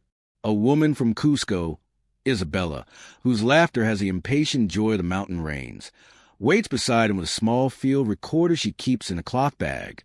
She calls herself a sound student more than a scientist. She collects the world as it hums. For months they've been tracing water through the site, mapping not just channels and drops but tones. Where the flow narrows, the pitch lifts. Where it widens, a deeper voice. Some corners have faint echoes that come alive at dusk. Once, a gust instead of narrow steps made a tone so pure they stood and grinned like children at a fair. What do you think? She asks, checking the sky as if it has an answer. Today the river is higher. Mateo says it will speak differently. He does not say music because he is careful with words that can turn a place into a stage. What they're listening for is not a show, but a pattern. Still, when the wind picks up and runs the length of a corridor like a bow across a string, his eyes light in a way that would make his grandfather proud. They move together along the path, stopping where the stone narrows and the air gathers, where terraces make steps for the breeze. Isabella switches on the recorder. They say nothing for a long time. Somewhere between that mountain hush and Anna's city morning, there's a third quiet, one held inside a museum vault in Vienna. A conservator named Jacob is hunched beneath a lamp, coaxing a fragile notebook into legibility. It holds a mess of grids and cells, and slurs drawn with stubborn ink. Their false start scratched out with impatient lines, then written again. Margins sprout questions and corrections.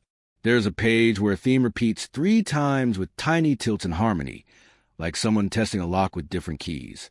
Jacob has handled many such books.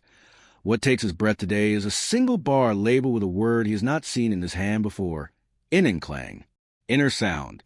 He leans back and lets the lamp's cone soften. He thinks about how ideas travel across centuries and still feel warm.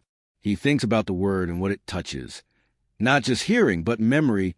Not just resonance, but the place where memory and sensation make a new kind of listening. He jots it in his own notebook. Not to publish it yet, but to carry for a while, the way one carries a stone in a pocket to weigh the day. Anna plays that afternoon in a rehearsal space with a trio, a cellist named Lars who counts jokes as carefully as he counts rests, and a violinist, AJ, whose bow arm writes long vowels across the staff. They are preparing for a small concert that will feel larger than its audience because of what they've chosen to play. It will not be heroic on the surface. No thunder, no cymbals. But the second movement has a turn that makes strangers clutch the chair they didn't know they were holding. We should take the repeat, AJ says, pencil tucked behind her ear. The repeat is the point, Lars says, deadpan. We will repeat ourselves until we recognize ourselves. Anna smiles. One more time, and this time, let's keep the ground quiet. She sets the tempo with a breath. The opening is a murmur, and then a thread is offered from the violin to the cello and back. They share it. The logic is felt more than understood. A question answered by another question, a gesture returned with a bow. Halfway through the movement, Anna hears the air shift.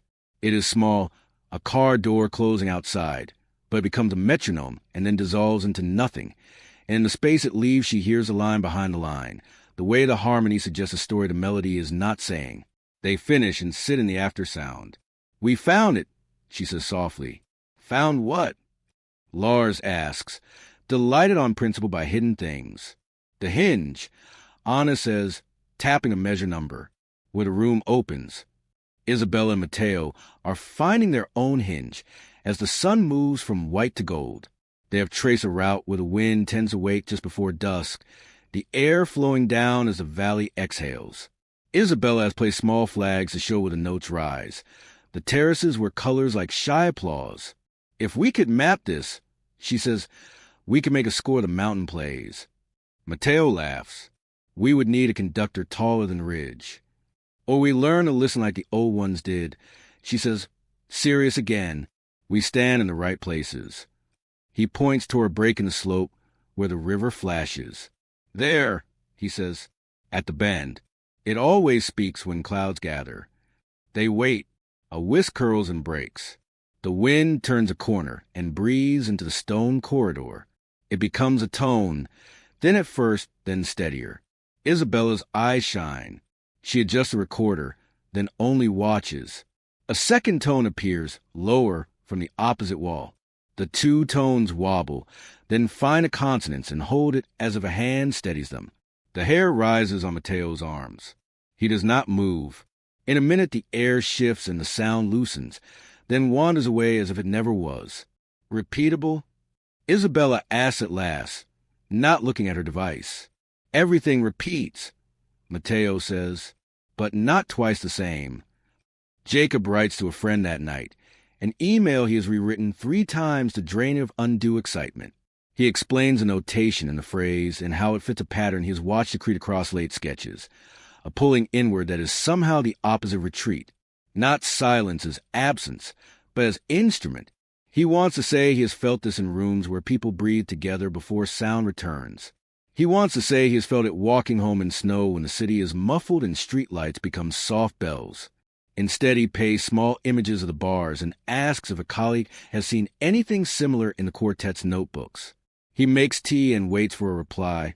He pretends will not matter. Anna spends the evening cataloging small differences. The way the left hand voiced the inner third of a chord. The way AJ rounded a grace note into something like speech. The way Lars delayed, infinitesimally, a cadence that made the next measure feel like a window. She scribbles arrows and circles, then laughs at herself and writes in the margin, "Open at measure 42. Do not force." She closes a score and sets an alarm that she will ignore after the second snooze. Her phone buzzes with a message from a former teacher, a link to a lecture about listening with the body. She saves it for the morning. Outside, the river deepens its tone. A train draws a long line. She falls asleep to a rhythm older than her worries. In the morning, the trio rehearses a slow movement again, and someone knocks lightly on the door as the last note fades. A woman in a gray sweater steps in, looking like a person who has walked in the wrong room only a few times and decided to make a habit. "Forgive me," she says. "I was in the hall. I hoped you might indulge a question." Lars beams. "We live for questions." "I work with dancers," she says. "We're exploring movement from stillness." You just played the idea I can't name.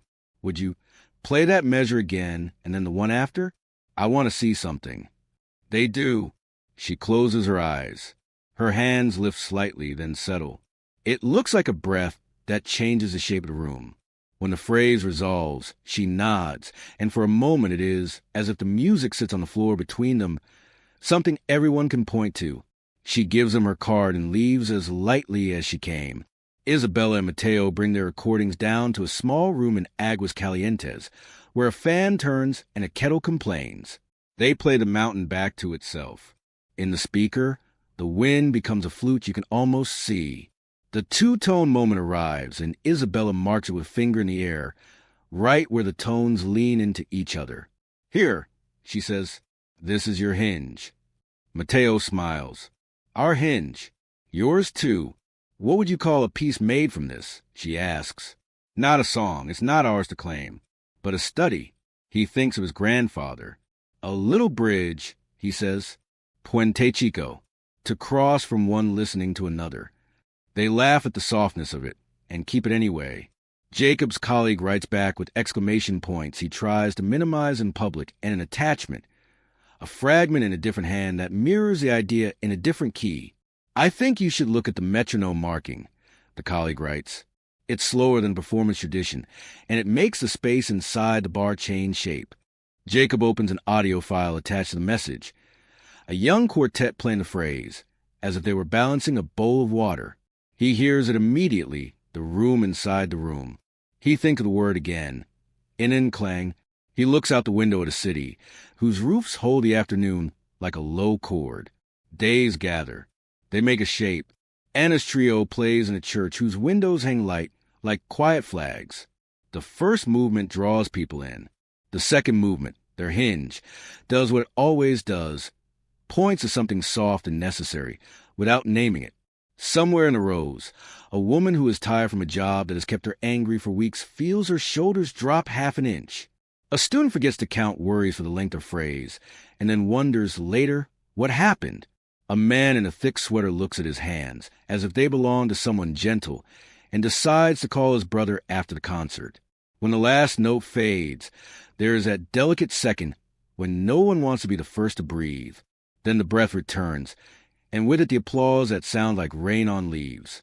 After, the dancer in the gray sweater appears again, this time the tall man who moves like wind around a corner. They talk about putting the movement on a small stage with light that changes the way stone changes when the sun moves. We want to try something, the dancer says. What would it mean to play as if the floor were listening? You can hear the floor, Lars says solemnly. She is always judging me. AJ rolls her eyes at him, then turns to the dancer. Let's find a measure where we can all agree to move more slowly than we want to, she says. That is usually where things open. In the mountains, rain has begun to come earlier each afternoon. The river fattens. Tourists thin as the season turns. Mateo and Isabella climb in the wet, working their way to a small alcove they have not recorded yet. On the way they pass a guide, showing a family where to place their feet on a steep run of stones. The youngest laughs at the way her step echoes. It is a sound as old as a stair. They set the recorder in the alcove and sit with their backs against a wall that has watched centuries collapse into afternoons. It is easy to imagine voices here, the living kind, talking about seed or clouds or the pestering of small boys. But if they listen past own memory, there is a deeper layer, the persistence that outlasts names. The rain arrives like a soft drumline. The wall releases its heat and begins to smell like pepper and mineral. The water threads past and makes its old argument with gravity. In a minute there is a tone, one they haven't heard before, a minor coloring in the corner of the ear. Isabella covers her mouth. Mateo stares and then laughs in quiet disbelief. He marks the time. Jacob travels to Bonn for a panel. He takes the train so he can read and look and string the cities together into a ribbon he can hold later. He walks from the station to a hall where a glass case holds a metronome whose legitimacy has been argued in papers he knows too well. He has always found charm in the human desire to possess a tick. He meets colleagues who have flown farther and slept less and yet insist on talking not about findings but about concerts they snuck into the night before. In the evening, he wanders to an old house with a small courtyard and stands outside longer than he needs to, listening to tourists take pictures and trying to decide what it means to be faithful to someone whose work gathered itself in solitude. For now, this is how the days go. A trio learns to hold a phrase until it ripens. Two dancers practice a stillness that feels like listening. A conservator follows a thread through a labyrinth of ink. A young man and a sound student walk a city of stone as if walking inside a clock. A composer presses her palm to feel the way sound travels when it has no need to be loud. Across a wide map, the same impulse repeats, to align a life with a pattern larger than a single room.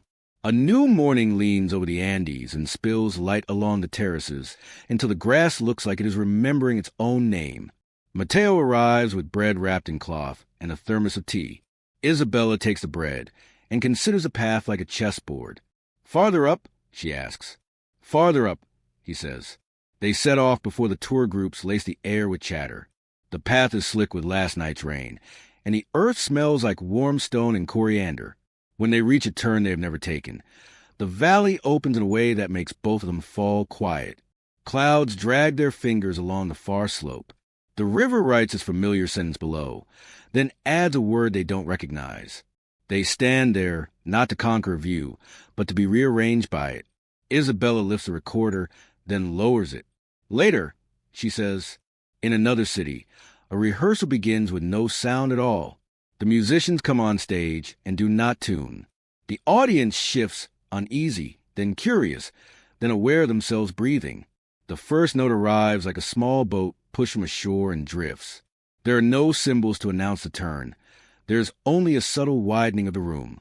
Rhea steps into a shaft of soft light and does nothing for a count that feels like forever and also like exactly enough. Tomasz crosses the stage at the speed of shadow.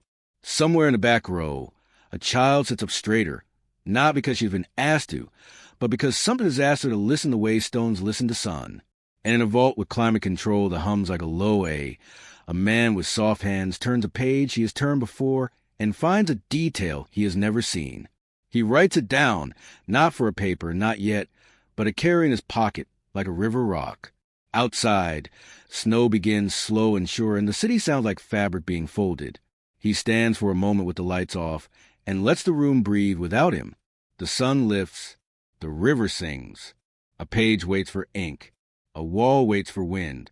A hand hovers over a key and does not press it, not yet, because this is a measure where everything learns to arrive together. Mist lifts like a veil from a ridge, and the first heat of the morning loosens the chill that clung to the stones overnight. Mateo and Isabella move along a path that is not on any visitor map, a seam of earth kept soft by the feet of caretakers and foxes. The terraces on this side drop away in tight steps, their green cheeks damp and shining. Far below, the river scrapes at gravel bars and rain scribes a curve as old as the mountain's first thought. They stop where the path braids around a spur of rock, and Isabella taps the air with her finger as if testing a wire. "Here," she says. The wind enters like a guest who doesn't knock. Mateo crouches by a low runnel that stitches two fountains together. Someone, centuries ago or last week, fitted a chisel to the stone just so that water changes timbre without losing speed. He listens with his teeth as much as his ears, letting the faintest vibration climb his jaw. There's a new overtone today, a thin thread gleaming beside the deeper line. He looks up and finds Isabella already watching him, eyes bright with the same discovery. "You hear it," she says. "I feel it," he answers, like a hair lifted by static. They set the recorder down and step back, not wanting their bodies to shift the air. The sound is a balance beam act, held between a narrowing of the channel and a trick of the morning wind. It wavers, steadies, wavers again, then holds. Isabella's mouth opens around a silent laugh. There's a moment where the tone seems to lean toward another over the lip of a cliff. For a heartbeat, the two exist at once, and the space between them is a small field where something nameless grazes. When it dissolves, they remain a while in the shape the sound left behind. The world is louder again, the rasp of a distant broom, the shuffle of a guide's boots, the clack of a camera strap against a buckle. But they have a contour to carry now, a line to draw later with pencil and breath. Same time tomorrow? Isabella asks, knowing the answer. Before the same time, Mateo says, to hear how the day grows toward it. They collect the recorder and walk on. The path pitches upward to a notch where clouds pass at eye level. For a few steps they walk inside a vapor that smells like moss and rosemary, and then they step out and the whole valley opens, as if a curtain were drawn. In the city, Anna steps through the theater's back door and into a corridor that smells faintly of sawdust and coffee. The stage manager's clipboard is a metronome in human form. Tick a pen, flip a page, and the house is already half full, though the doors have been open for mere minutes. She sets her case on a chair in the wings and looks at the piano with the kind of affection people reserve for old friends and migratory birds. It is not hers, strictly speaking, but it has welcomed her before, and it has a way of offering less resistance than other pianos when she asks it to hover. Rhea stands at center, shrouded by quiet, eyes closed as if reading a text written inside her skull. Tomasz is near the wing, rolling his ankles with the caution of a person who remembers every injury with a specific weather. AJ and Lars at the piano, trading comments that sound like quarrels and are, in fact, love. Your pizzicato could curdle milk, AJ teases. Perfect, Lars says. It will pair beautifully with your vibrato. Aged a full 5 seconds. Anna laughs and sets her hand on the wood. The hall hums a little, the way all rooms hum when they know they're about to be asked to pay attention. She runs a hinge passage under her fingers without pressing the keys, coaxing the shape to waken her wrist. The ringing in her ear has been a persistent thread these last days, not intrusive so much as insistent, a companion with opinions. She has started greeting it aloud when she wakes, to make it less like a shadow and more like a neighbor. The house lights dim. The audience's rustle dampens. The first breath gathers. They begin not with sound but with stance. 3 players settling into a geometry of intention. 2 dancers letting weight meet floor. Then a single note, timid as a deer, inches from the piano into air. Violin and cello stipple the quiet with grain, and the note becomes a line, and the line bends toward the dancer's spines. Rhea makes stillness into an action. Tomasz moves as if unspooling thread. At the hinge, the music lands as softly as a hand on a shoulder. The room leans toward it the way plants lean toward light. Anna feels the passage open as if a latch has lifted somewhere behind her sternum. The hall's breath becomes her breath. Her breath becomes the hall's. She lets her left hand hang that fraction of a second longer than the printed ink suggests, and hears how the delay draws a smaller note into bloom, a note no one will name, but which will lodge in the body like a seed. They finish the movement and do not move. The quiet they leave behind is not absence. It is a residue, fragrant and shapely. Someone coughs and then feels foolish for having done so, and then feels forgiven. A child in the back row sits up, so straight her mother doesn't recognize the silhouette. On stage, the 5 bodies stand in a ring of concentration that thins slowly, like the last foam sliding down a glass. After bows, after the applause, after the backstage handshakes and the quick exchange of congratulations pitched to just the right temperature of modesty, Anna slips into the wing and leans against a coil of cable. She texts no one. She lets the sense of having done the thing, the real thing, not the show of it, settle into her bones the way evening settles into a courtyard. Rhea comes to stand beside her without speaking. They stare at a piece of gaffer tape on the floor, as if it were a small island in shifting sea. That moment, Rhea says at last, meaning the one they all felt, it's near the floor. Anna nods. And near the back wall. Rhea smiles. Then we have a map. Jacob, back in Vienna after the panel, sits beneath a lamp whose light remembers paper better than most lamps do.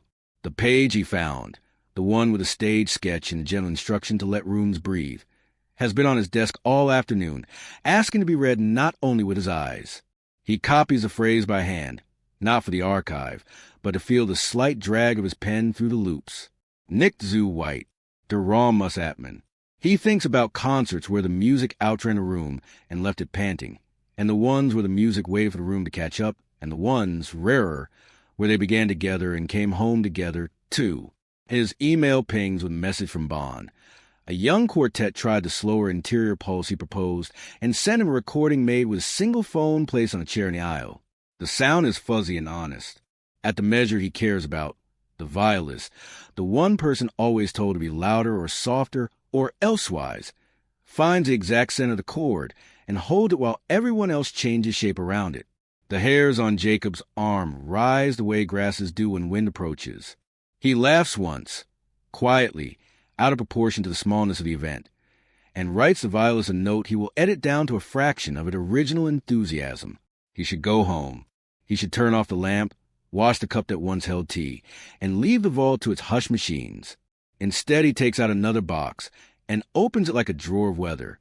Inside, wrapped in thin paper, lie drafts of a piece that scholars fight over as if it were land. He has no intention of refereeing. He wants only to listen to the ink. Here, a melody turned on its head, and given a hat it didn't know it wanted. There, a bass line shaving off half its beard. He traces the ghost of the hand that made these decisions and feels, for the 100th time, relief that genius also looks like erasure. He copies a bar, then another. He writes the word that has followed him these last weeks, Innenklang, in the margin, then underlines it once as if tenderly. He folds a copy into his pocket without thinking why. Morning on the ridge again. The light today has a grain of unpolished wood, and the clouds are shabby with leftover rain. Mateo rises earlier than yesterday and earlier than the day before that, chasing a phenomenon he doesn't want to tame and doesn't want to miss. Isabella meets him with a nod and 2 cups of coffee whose steam lifts like small apparitions.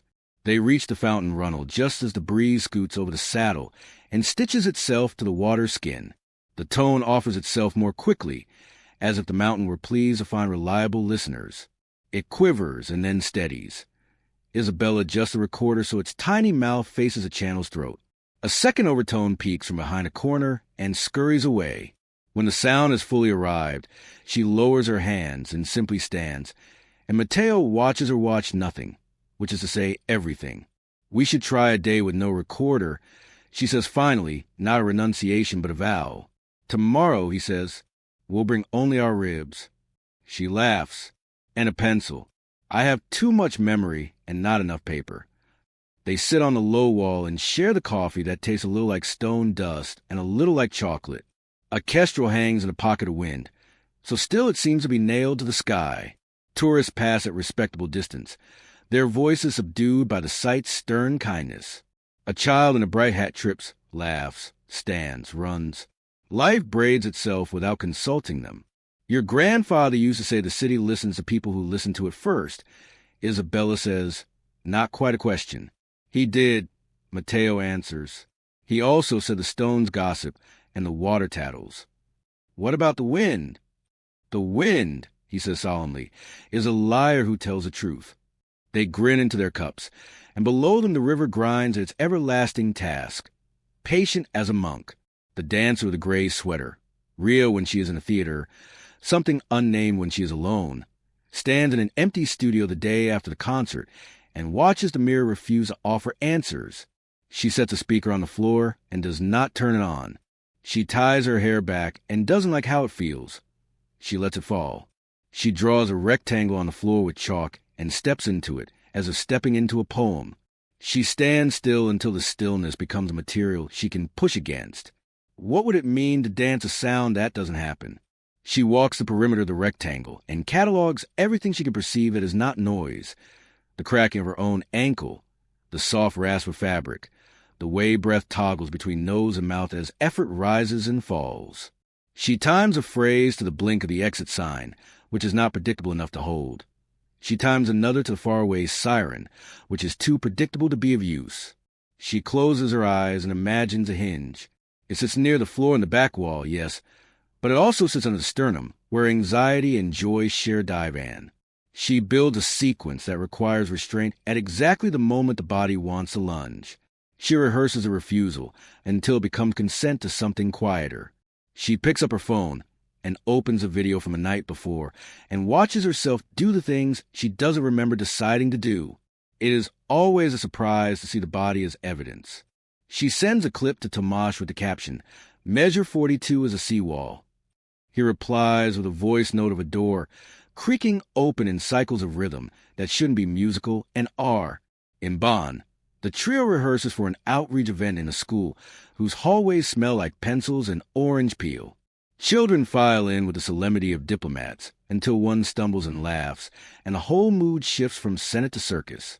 The principal stands at the back with arms folded in a posture of indulgent terror. Anna introduces a piece without condescension, because condescension is something music notices and punishes.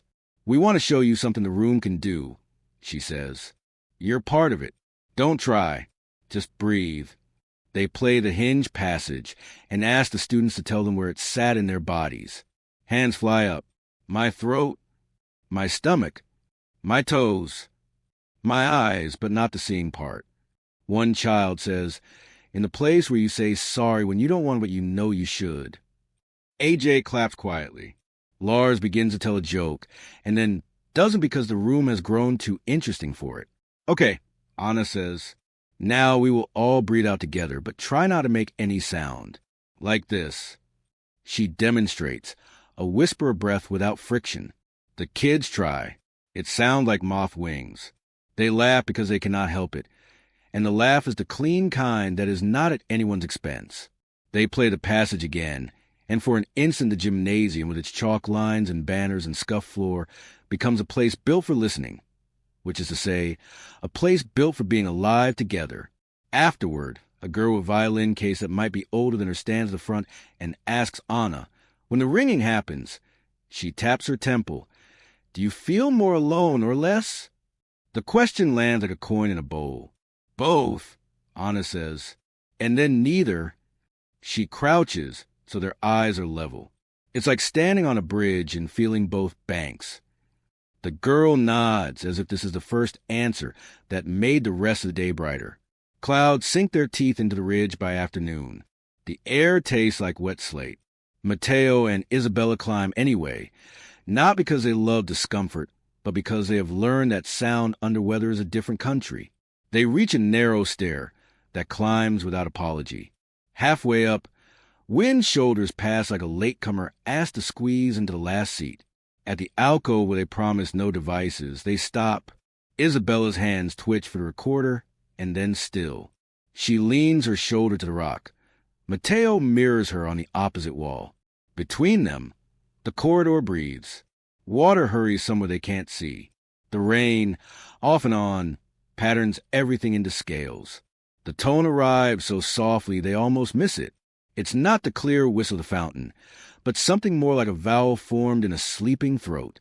They let their own throats relax to match it and feel how tension dissipates when you do not insist on being the one to sing. A second tone comes, companionable, lower by a fistful of steps. For a few breaths the two hang together, like twin lanterns in fog. They are not harmonizing so much as sharing a room. Isabella feels a pressure at the base of her skull. Pleasant, curious, like a hand placed there by someone who means to steady, not to control. Mateo's breath lengthens on its own.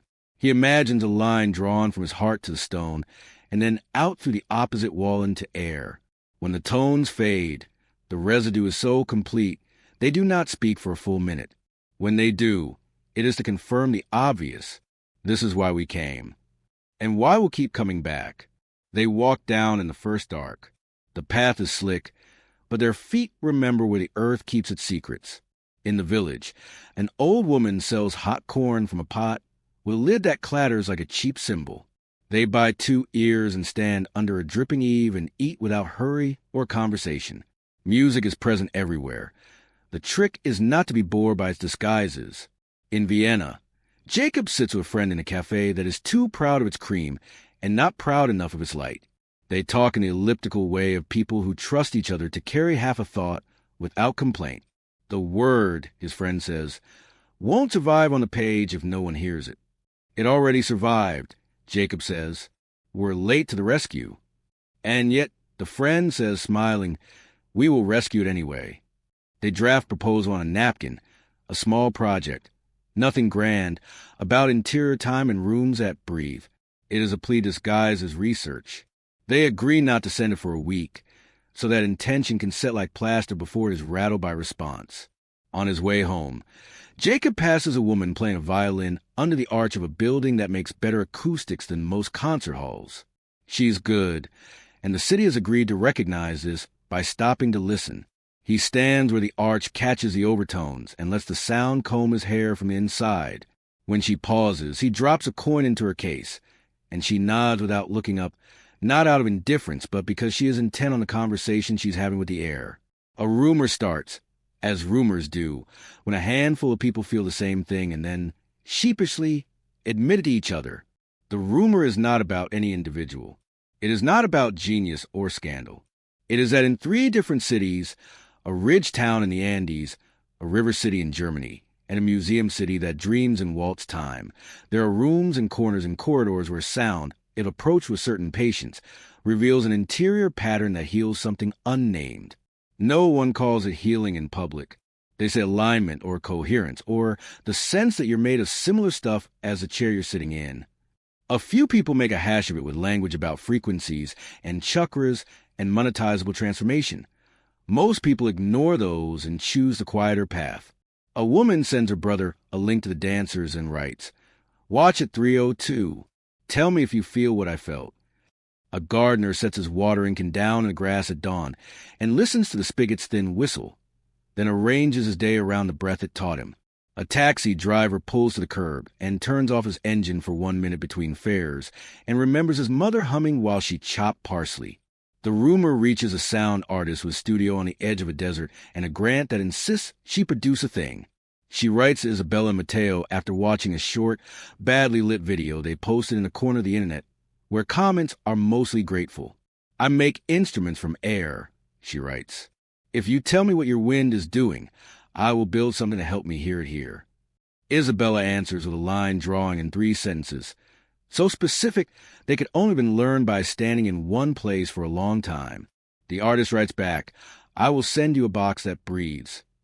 It reaches a physician in a loud city who wears soft shoes and keeps a potted plant alive in a window that doesn't want to cooperate. She starts asking her patients to sit silently for 30 seconds before speaking, and notices their sentences gather edges they lacked before. The way mist becomes rain when it has enough dust to cling to. She doesn't mention this to her colleagues. She mentions hydration and sleep, which are also forms of listening. It reaches, of course, people who are certain of being left out. They elbow the rumor as it passes and shout to be chosen. The rumor smiles and says nothing and keeps walking. It is not here to exclude or be exclusive. It is here to be noticed and used, and ignored with equal grace it isn't, revealing a geometry she didn't plan but recognizes once it has made itself. She writes at odd hours and at perfectly ordinary ones, too, while noodles bubble and the neighbor upstairs argues with his radio. She places the opening in the audience's lungs, not as a gimmick, but as an invitation to begin before the beginning. She writes a passage where the piano doesn't play, but the damper pedal sings, because the dancer's steps make the stage vibrate in exactly the right way. She laughs aloud when she realizes a trick will require a stage made of actual wood. She writes a choral hum and then deletes it, because she is not interested in easy haunting. She sends small, shy fragments to Rhea, who answers with clips of gestures balanced on precipices of timing. She sends a set of notes to AJ and Lars labeled for tomorrow or next year, and then crosses out next year because she is done pretending her work belongs to a distant future. She copies a bar and writes in and clang in her margin without knowing why, and underlines it once with the same strange tenderness Jacob felt. At night, she dreams a corridor of stone with wind walking through it like an animal at home. She wakes with her hand on her chest and finds, to her delight, that she can remember the dream's tone, not as a sound, but as a pressure just behind her breastbone. In the morning, she writes a chord around that pressure and hears nothing and everything dot and 4 narrow vents along its sides. There's a note tied to it with red string, place where air gathers. Feed it nothing. Listen to what it gives back. L. She holds the box in both hands and feels a faint impression of pulse, not from the object, but from the way the mountain's draft has already found it. They carry it to the fountain runnel. At first light, the membrane shudders as if surprised by its own sensitivity. The vents sip air. The box exhales a tone fainter than any they've recorded. It's like hearing a rumor about your own voice. They move an inch to the left and the pitch lifts. An inch to the right and it sinks. Mateo laughs, delighted and terrified by the power of this altitude instrument. "It tells on us," he says. "If we breathe too loudly, it tattles." They set it the way you set a child's toy so it will spin as long as it can, and then they step back a respectful distance. The tone grows, not in volume, but in confidence. The box finds a valley's key the way a singer finds another singer in a crowd. For a full minute, the little instrument hums like a bee with a doctorate. A tourist stops, listens, smiles, and does not ask, because to ask would risk breaking the spell. When the wind shifts, the box falls quiet as if it never knew how to speak. They bring it to the alcove in the rain. The membrane gleams like the inside of a shell. The tone it gives there has weight and a texture like linen rubbed between fingertips. Isabella writes on her palm with a ballpoint, low plus warm plus breathy. Later she will transfer the note to a page and add a schematic, and later still she will forget both and remember only the way her ribs expanded without instruction. Jacob's small proposal becomes a larger invitation. A museum and a conservatory and a dance company agree to host a week of experiments about rooms that breathe. There is no name yet, and no branding, and no plan to sell mugs. There are simply times and spaces, and a roster of people who know how to fail, without losing interest. He writes to Anna, because a friend of a friend sent a link to the dancers, and someone else connected them, and offers a slot at dusk in a hall bill for oratory that sounds better when people whisper. She says yes without asking about travel or fee, because once in a while you are allowed to jump before counting the cost. He writes to Isabella and Mateo, having found their sketch of wind on a site meant for birders. He expects no reply. The world is busy and not everyone wants to bother visas and forms. He sends a message anyway. Would you consider bringing the breath box in your bodies? We have rooms that need to learn. A week later, a reply arrives with 6 words. We will come to load the air. He laughs, prints the email, and pins it above his desk. The week is an ungainly animal, all knees and promise. People arrive with too many cords and not enough adapters. Someone loses a suitcase full of tuning forks. Someone else arrives with duffel of rocks labeled by pitch and river. A cellist brings an antique bow and a crumbly cookie. The first session is a disaster, as all good first sessions should be. Too many ideas, not enough hush. Jacob is patient and stern. He kills a microphone with his bare hands. He insists on the discipline of listening before listening. By the second day, the temperature has dropped from fervent to useful. Anna and the trio test the piano's relationship to the wood of the stage. Rhea and Tomasz lead a dozen bodies in an exercise that ends in laughter and bruised knees. A choreographer from Seoul teaches everyone to count in 3 languages, none of which rely on numbers. Isabella sets the breathing box in a doorway the building forgot to brag about. It answers with a sigh that makes everyone straighten their spines. Mateo stands near a window that faces an alley and finds, to his surprise, that the city has a river tone hiding in its furnace vents. In the evenings, small audiences who have no idea what they have signed up for sit with coats in their laps and abandon the hope of being entertained. Instead, they are asked to participate without moving, to allow their lungs to become instruments, to hear a violin's grain, to watch it dance or not dance. Some find it a relief, some find it a dare, some find the door and go home to soup and television and tell no one they cried in a museum for reasons that would sound foolish out loud. One night, a janitor who has worked in the building longer than any director has been alive leans his mop against the wall and sits cross-legged on the floor at the back of the hall and closes his eyes. He recognizes the moment on stage where the room breathes and nods as if greeting an old colleague. Afterward, he tells Jacob, "We've been collecting echoes for years. It's good to see someone spend them wisely." The next afternoon, a small boy with a hearing aid stares at the breathing box as if it were a creature sent to meet him halfway. He puts his hand near the membrane and feels it tickle. He grins so widely his cheeks hurt. His mother records a grin without recording his hand. Later she will delete the video because the memory is enough. On the 4th day, Anna premieres the sketch that begins in the lungs. The hall takes a cue and inhales like a single animal. The first note does not surprise anyone, and surprises them all the same. Rhea stands in the hush like an invitation. No one needs to be asked to accept. Tomash moves along the edge of the light until the edge gives, and he is inside. The trio plays with tenderness that refuses to soften the edges. At the hinge, the room blooms without spectacle. Someone's watch beeps and is forgiven. After, in the green room that is more gray than green, Jacob finds Anna sitting with her hands on her thighs, as if she's trying to feel the echo settle. He thanks her in a sentence that uses none of the words he might have used in an email. She shrugs with the exhaustion of someone who has moved more air than her body expected to move, and then smiles. And he thinks, not for the first time, that gratitude is a kind of glue. That night, Isabella and Matteo take the breathing box to the museum's grand staircase after everyone has left.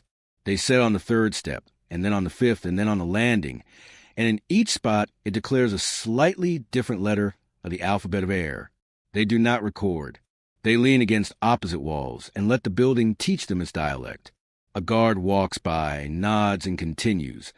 Because he knows what it is to let rooms be alive after hours, a letter arrives to Jacob in an envelope addressed by a hand that respects ink. Inside, a single page with a careful script tells a story about a quartet that paused mid-movement in a town with a name like a bell.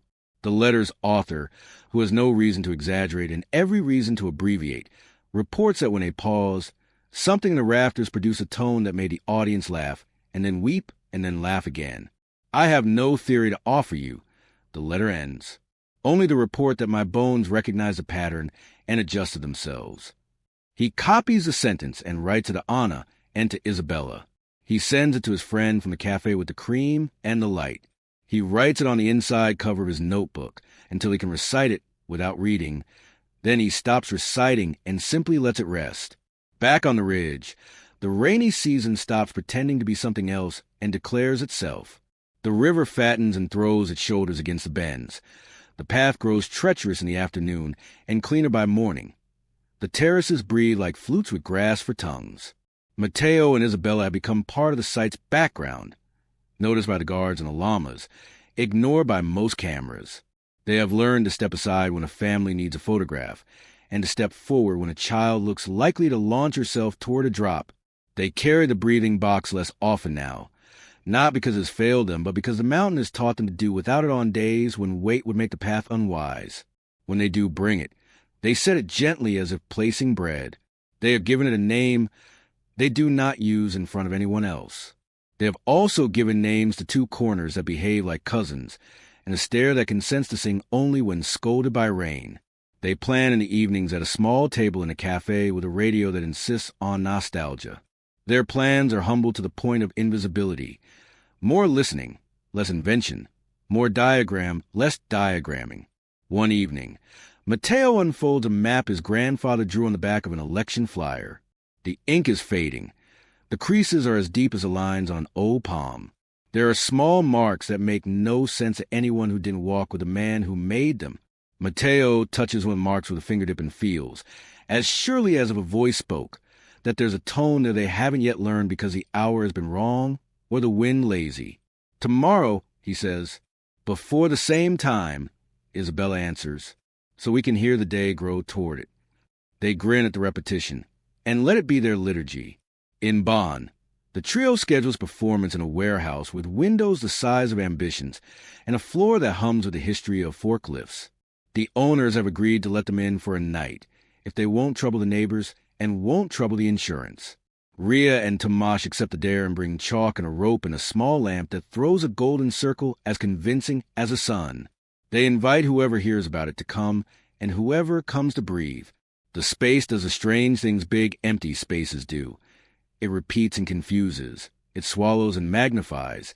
It turns footfalls into drums and drums into heartbeats. Anna walks its perimeter with a hand on the corrugations of the wall and feels the cold river of metal. She finds a corner that sends a ring tone back to her 4 times, each weaker than before, and decides that's where the hinge will sit. The audience is sparse and perfect. A delivery driver on his break. A poet who swears she will not write about it and then writes about it. A pair of students who didn't plan to be moved and are. They stand or sit where the chalk tells them and hold still out of respect and curiosity. The music enters like a stray cat that knows exactly where it wants to live. The dancers move in their new geometry. trying and succeeding to be less interesting than the air. At the hinge, the warehouse offers a tone from somewhere high and unfixable. The crowd hears it like a rumor passed along a row. The piece bends toward it, accepting, like a traveler switching languages in a market. After, no one claps because no one is certain where the end was or if it occurred. They make the quieter noises of gratitude. Exhale, smile, eyes bright without performance. The delivery driver wipes his hands on his trousers and says to no one, "That made my truck feel like a person." The poet writes a line in her phone that will not belong to any poem and will improve her next 3 poems anyway. The students walk home with their headphones off and do not miss them. Anna stays last. She presses a damper pedal and speaks a note by lifting and dropping her heel, letting the strings talk to the empty space. The warehouse answers with a long, low sentence. She smiles and says, "I hear you," a phrase that has become less figure and more fact. I am the Museum City. The week of experiments refuses to end on schedule. People keep showing up with small proofs. A bottle that sings if you hold it near a particular vent. A stairwell that hums when 4 people breathe in and 1 breathes out. A rolled-up exhibition banner that whispers when struck lightly by a hand. Jacob refuses to spin this into a brand. He prints no posters. He hands no glossy programs. He writes thank you notes and refills carafes of water and tells whoever will listen that the point is not to finish but to continue.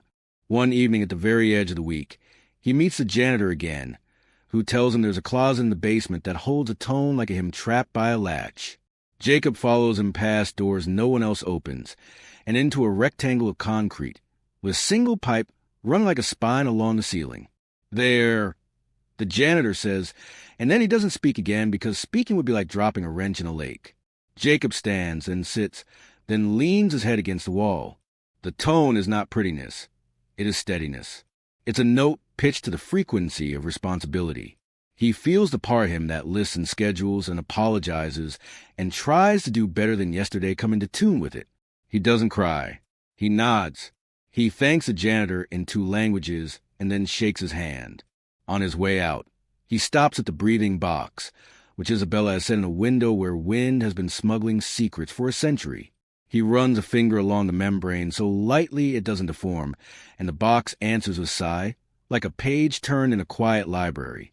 He thinks, for the first time, of what it will mean to go back to days without a dozen people agreeing to breathe together on purpose. He decides the answer is simple.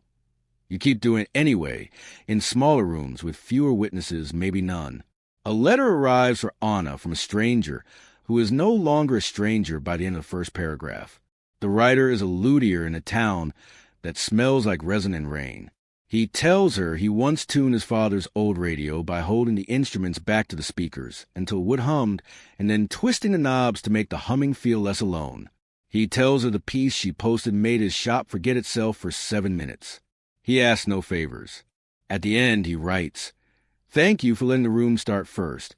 And she folds the letter into a book of poems and carries it in her bag for a week. Rhea receives a message from a hospital nurse who watched the warehouse video during a 15-minute break and then let a patient hold her hand a beat longer than she would have before. Tomasz receives a file from a composer in Warsaw who writes a bar of rest longer than anyone will tolerate and begs him to dance in it. Lars receives a jar of jam from a person who says his pizzicato changed their cherries. AJ receives silence from a friend who has been silent for years. She answers with a picture of her violin leaning against a chair. Isabella receives a photo from the Desert Sound artist, a row of breathing boxes perched on a dune like a small choir under a sky proud of its emptiness. The caption, "Learning your consonants." Mateo receives a ribbon of cassette tape in the mail from an uncle who says it contains his grandmother's laugh. He buys a machine at a market stall and in the evening threads the tape and presses play and hears a woman he recognizes without having met say something in the old dialect that, loosely translated, means, "Don't stand in the doorway. You'll confuse the mountains." He steps fully into his room and laughs aloud, and the laugh feels like a hinge giving, like a corridor welcoming wind. The rumor grows legs. It travels to classrooms and kitchens, to buses that smell like wet wool, to studios where dancers measure the distance between a foot and the floor, to fields where crows recite their one-line prayers. It is not famous, and it doesn't want to be, Fame would be a complication, a bright noise that would drown the quieter noise that holds the good in place. Instead, it builds itself like a coral reef, attention layered on attention, tiny calcifications that, over time, make a structure that can be inhabited by every kind of fish. There are misfires and mockeries. A tech company brags about a headphone that simulates the hinge and does not profit. A guru sells a course in 17 steps and is delighted to discover step 18. A critic with sharp pen mistimes their breath and writes something cruel out of fear. None of this matters long. The thing refuses to be owned. It prefers to be used. And used, it alters small trajectories. A librarian waits one more beat before shushing a teenager and hears the line behind the noise. A farmer stands between rows at dusk and listens to the sprinkler's change key and decides to switch the timing by an hour and saves water without meaning to. A couple on the verge of ending something they can't fix sits at the kitchen table and places their hands on the wood and breathes until the decision softens enough to be made with mercy on a morning that looks like the first day in a new year. Even though it isn't, Mateo wakes before the alarm and knows exactly where the tone is waiting. He texts Isabella without words. She answers with a thumbs up that somehow contains coffee. They climb into a sky that finally reveals itself after a week of living inside it. The path is bare of other feet. A llama looks up and returns to the serious business of chewing. They reach the mark on his grandfather's map, a small triangular cleft where 3 stones make a mouth for air. The shape is right. So is the hour. They stand one on either side and let their bodies make the last element of the instrument. The tone that arrives is so plain it takes them a moment to understand it. It's not the valley's lament or the mountain's glory. It's the human note, the pitch at which people forgive themselves for ordinary mistakes. Isabella's eyes fill the way a spring fills when a first thaw finds it. Mateo feels something in his chest unclench in the quietest click he has ever heard. They stay longer than they meant to. When they leave, they mark the spot on the map with a new symbol that no one but them will decode. The paper is thin with years. The ink is thinning. They consider copying it and then do not, trusting that the body is a better archive when the information is made a breath. On their way down, a guide stops them and says, "There's a woman who arrived very early and has been standing still near the plaza for an hour. Is she all right?" They go to look, and there she is, a tourist in a sweater too thin for mourning, eyes closed, palms open to the air, tears on her cheeks that don't require alarm. Isabella steps close, careful not to startle. The woman opens her eyes and laughs in embarrassment. "I'm fine," she says. "I just remembered a song my father whistled while fixing a fence. I haven't thought of it in 30 years. It was hiding in the wall." "Of course," Isabella says, as if the wall had been waiting its turn to be thanked. Evenings in the museum city grow early dark. The week without end has become a month without press release. Jacob's inbox fills with small reports. His desk fills with small objects that make small sounds. His pockets fill with folded pages that smell of wood and skin. He walks home with slower feet and looks at windows the way one looks at faces. He stops by the basement closet with the pipe and nods as if greeting a neighbor. The closet answers with a tone exactly the color of dusk. He passes a bridge and watches a tram cross as if it were the pulse of a city made visible. He hears the faint harmony of cables humming and wonders how long it will take to teach more bridges to learn their keys. He wonders if bridges already know and are simply waiting for people to stop telling them their work is only to be walked upon. He does not sleep early. He sits at his kitchen table and copies a bar from a sketch that bore the instruction to let rooms breathe. He writes in and clang in the margin and draws a box around it and then erases the box because the word should not be contained. He imagines the 3 places that have braided his days, mountain, river, museum, coinciding inside someone's chest. He writes a letter to no one in particular and leaves the greeting blank. The story keeps gathering itself through the work of ordinary days. No one writes an anthem. No one names a movement. There are only people who find a way to begin before the beginning, who ask a room to join, who tolerate the discomfort of slowing, who allow tone to arrive where, and when it wants rather than where, and when it will be convenient. There are only hands lifted to feel piano's wood, mouths softened to let a hallway sing, shoulders dropped at the exact moment a phrase needs more space. Somewhere a chef learns that a soup is ready not when a timer rings, but when the steam makes a note against a vent he can hum back to. He moves the pot, and the soup improves.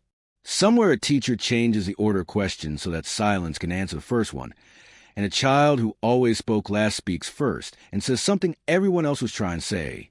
Somewhere a welder pauses before the last bead and lets the garage hum settle into his spine, and then draws a line anyone would trust their weight to. Somewhere, a young composer writes a bar that will refuse to be played too quickly long after she is gone. Somewhere, a dancer stands still so intently that 3 strangers cry without shame. Somewhere, a conservator finds a margin note that is not instruction but kindness and decides to be kinder in his footnotes. Somewhere, a pair of friends carries a breathing box to a corner where wind has a reason to attend, and the box sings so softly the mountain blushes. And somewhere on a morning that could be any morning, a hand hovers over a key and does not press it yet. Not because of doubt, but because this is a measure where everything learns again to arrive together. Cloud swallows moon and releases it again, a slow blink over the ridge. The terraces drink starlight. Somewhere below, the river lifts its voice just enough to say, "I'm still here." Mateo lies awake with a map spread on his chest, the paper breathing as his chest breathes, the creases rising and falling like foothills. Sleep keeps knocking. Curiosity keeps saying, "Another minute." He reads his grandfather's, symbols the way some people read weather. Triangles for mouths of air, circles for places the earth keeps warm, little diagonal hatches where water thins into thread and becomes pitch. One mark he can't decode is a 5-pointed star drawn with unusual patience, the lines ruled, the corners sharp, the ink darker as if filled the night before departure. Beside it, a single word, regressa, come back. He closes his eyes and the star glows behind his lids. A soft scuff at the door. Isabella steps in without knocking, makes a gesture that means I couldn't sleep either, then points to the thermos and the bread on his table. Permission? He nods. They eat in an easy silence that has no need of being filled. She taps the map. He taps the star. Regressa, she reads. Where? I think it's a sound that only exists when you return to it, he says, half teasing, half serious. The way a place is different when your feet remember. Or someone, she adds, not teasing at all, a voice that becomes itself when it hears you again. They fold the map along the old seam and step into a night that smells like metal and mint. Above them a scatter of satellites keep appointments older than they are. A fox crosses a path ahead and becomes brush again. Their lamps stay off. The stones offer their edges like polite hosts. They take the long way, the way that keeps an eye on a river, and arrive just as the sky is lifting its first faint color. The star on the map corresponds to a recess low in a wall, a niche shallow enough to hold a bowl, deep enough to hold a breath. Mateo has passed his corner 100 times and never stopped. Now, he does not step closer. He slows and lets the day enter first. The wind holds. The air warms. Their bodies, their quiet, their patience. Together they complete a circuit they did not design. What arrives is not pitch so much as pressure, a gentle insistence in the space between the eyes, like a polite finger pressing a doorbell in slow motion. Mateo's jaw unhooks. His breath tree widens. Isabella's knees unlock. Her shoulders drop. The sensation is familiar and entirely new, like the first time you hear your name from someone you never expected would say it kindly. It registers in the ribs as a memory, in the ankles as permission. She closes her eyes and sees, ridiculous and exact, her father mending a step with a nail he shouldn't have used and making a hold anyway for 25 years. She laughs, a small, astonished breath that the niche accepts as currency and returns with a faint rise of tone. Regressa, she says aloud, and the place answers by being itself more fully. They do not record. They do not talk. A long time passes wherein a short time's face. When the first tour group scrapes around the far corner, the sensation fades away as scent fades when wind changes. Mateo draws a tiny star on the map again, next to the first star, then curls his hand around the ink as if to keep it warm. Why does it feel like someone coming home? He asks softly. Because we are, Isabella says. even if we didn't know to where. They walk away, not to protect a secret, but to avoid scaring it with too much attention. The day opens its doors and lets people in. In Bonn, Anna sleeps through 2 alarms and wakes to the polite scold of the third. The text from Ria is a photo of a chalk rectangle with a new curve running through it. The caption, "We found a bend the floor wanted." Another message from the warehouse owner. "Could we do it again? My father, who never likes art, wants to come." She smiles and writes back yes before the coffee is ready. Her new piece keeps blossoming where she didn't plant it. Owners of stages built this century send photographs of their subfloors. Technicians with nimble pride explain the resonance of their joists. An elderly caretaker from a theater in Palermo writes in elegant Italian about a trapdoor that hums like a baritone whenever the sea wind blows from the east. She saves everything, because everything might be a hinge. There's an email from Vienna, too. Subject line, "Rooms that remember." Jacob's note is plain as bread. "We have extended the week that was. If your lungs and your legs will carry you, we can keep listening." He includes a tiny schedule written in monospace font as if typed on a machine that refuses lies. Anna plays the hinge once with the kettle's first boil. The ringing in her ear is now a companion, who keeps different hours but texts at odd times. "You up?" She is. She plays the first 4 bars of the new piece. Breath, almost breath. Would the pedal's ghost, a line hidden behind the line. The page looks spare. The sound, the felt, does not. She cycles to the river and leans on the rail of the bridge until the timbre of the water matches the timbre of the note in her chest. A small boy on a scooter drifts to a stop and stares. "Is it music?" he asks without prelude. "Yes," she says, "but not the kind we can carry home in a bag." He nods with the immediate philosophy of childhood. "Like wind that sits down," he says. "Exactly," she says, and we'll write it later on the corner of the page. Wind that sits down. When she returns, there's a padded envelope on her doormat. Inside, between 2 pieces of cardboard, a photocopy of a page in a hand she can't yet name. Along the margin, a single word appears 3 times. Innenklang, innenklang, innenklang. Someone has underlined the middle one twice, in pencil soft enough to smudge with the side of a hand. No note accompanies the copy. The return address is a museum where she's never been. She places the page on a piano rack and plays the chord she's been writing around, the one that changes color when bodies breathe together. The photocopy does not sing. The room does. Jacob, shoulders rounded from a day turned into evening, watches an empty hall at 10 p.m. filled with the residue of the people who were there at 9. He has started to recognize the strata, the bright upper band of chatter that falls away first, the slower middle layer of attention that lingers on the seat backs, the low, blunt ground tone of the building's own patience. The breathing box sits in a window and appears to be asleep until a late breeze from the courtyard stirs its membrane, and it sighs so intimately he blushes as if he has overheard something private between long-time lovers. He reads a letter that arrived by post from a conservatory director in another country, a modest proposal for a modest exchange of modest budgets. He folds it carefully and files it under, "Yes, without fuss." He answers emails with the curator's art. Say enough, never perform. He opens a new document and names it Field Notes of the Domestic Kind, and then does nothing with it. He writes instead on the back of an old program. The closet with the pipe has a tone that instructs posture. He wonders if he is becoming ridiculous, then remembers he was ridiculous years ago and survived. The janitor taps the doorframe with his knuckle. "You look like a man who hears a song but forgot the first word," he says. Jacob gestures an invitation toward the breathing box. The janitor waves it off. "She prefers you," he says. "Your vowels are her favorite shape." "I didn't know boxes had preferences," Jacob says. "Everything does," the janitor replies. "We spend most of our lives ignoring them." The man has a name, Dietmar, and a daughter who works nights and a son who does not speak to him. He tells these details without drama.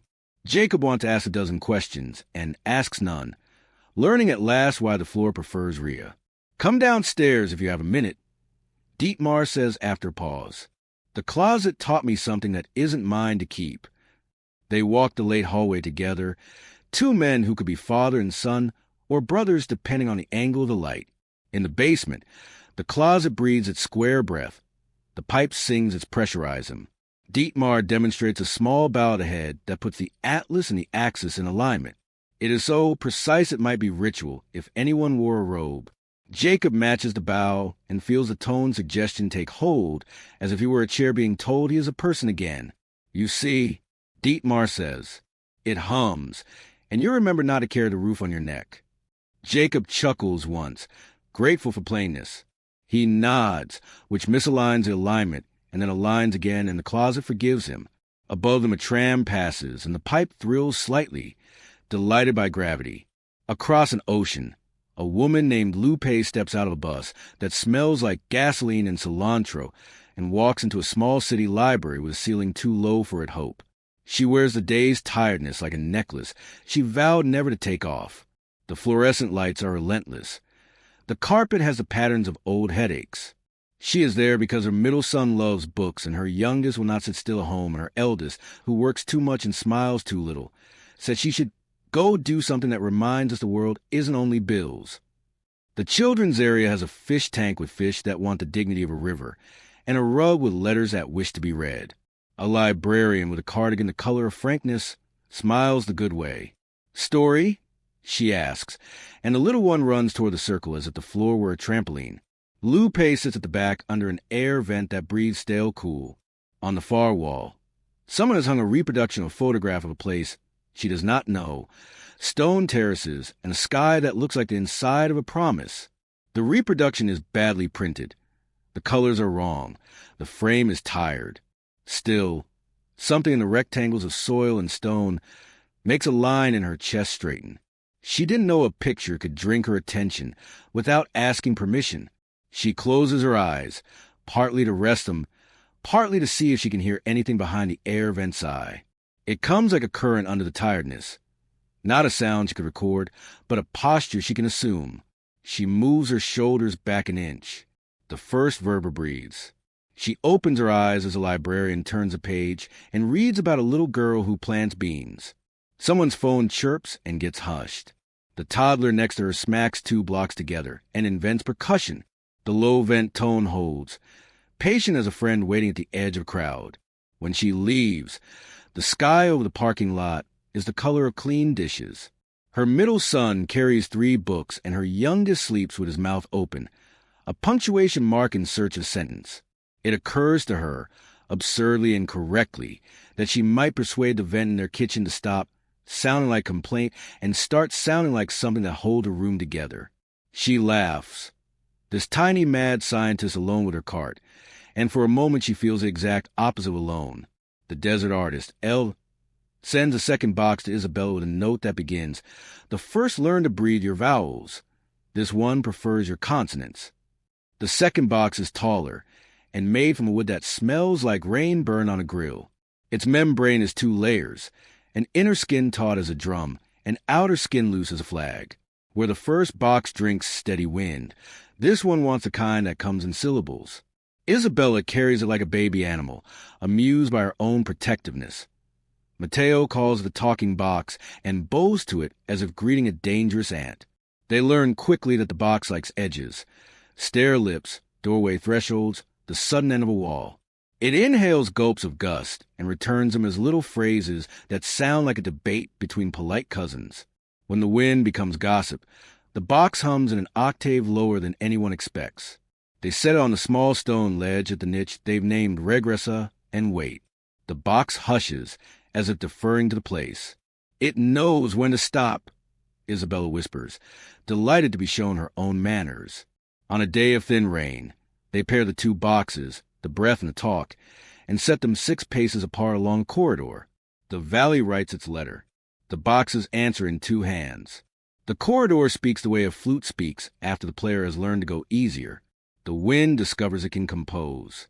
Mateo and Isabella, who never want to be composers, learn how to disappear more completely.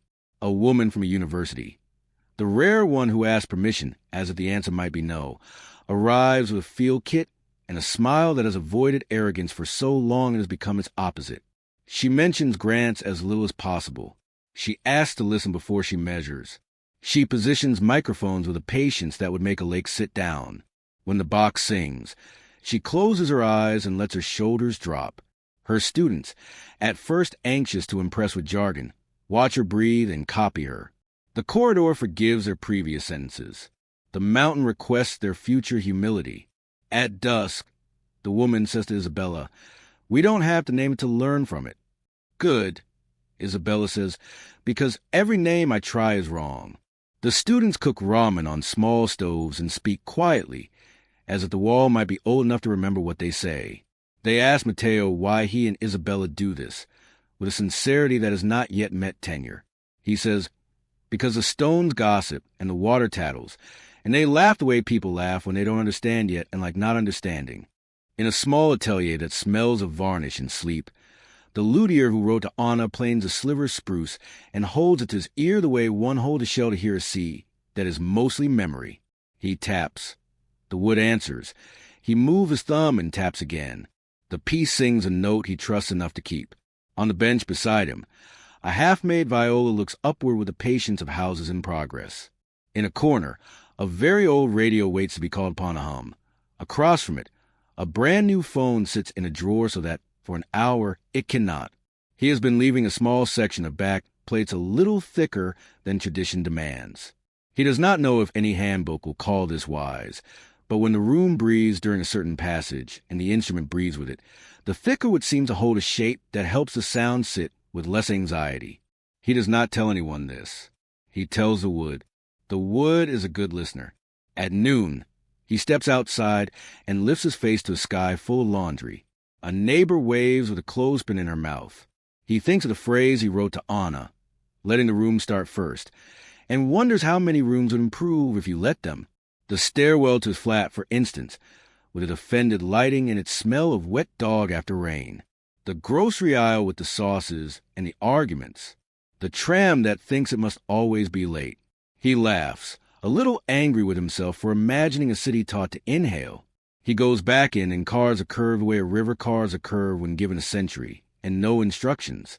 Ria and Tomasz take the chalk rectangle they've been drawing for months and throw it away, not in dismissal but in play.